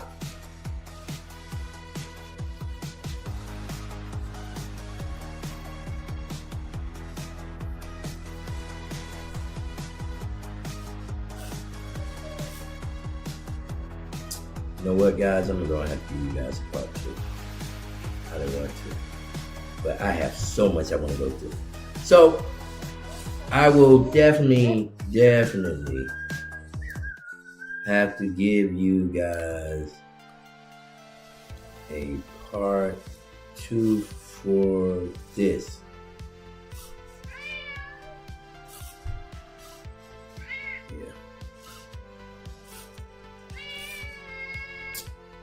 Yeah. Well, yeah, E. Looks like we're going to have to give them a part 2. Looks like a part 2 is coming for you guys.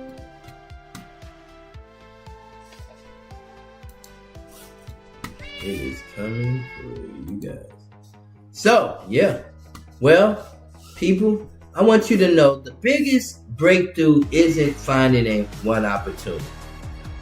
It's realizing that opportunity comes in categories. Some people sell labor. Some people sell product. Some people organize information, and some people connect people. Some people build audience, and some people build system. Once you understand the category, you can see opportunity everywhere. Most people never realize opportunity has layers until it's too late. I'm Nathan Scott, and this is What's the Move? Thanks for joining What's the Move with Nathan Scott. Want your situation featured on What's the Move? Well, send your scenario to whatsthemovenate@gmail.com. Until next time, be safe.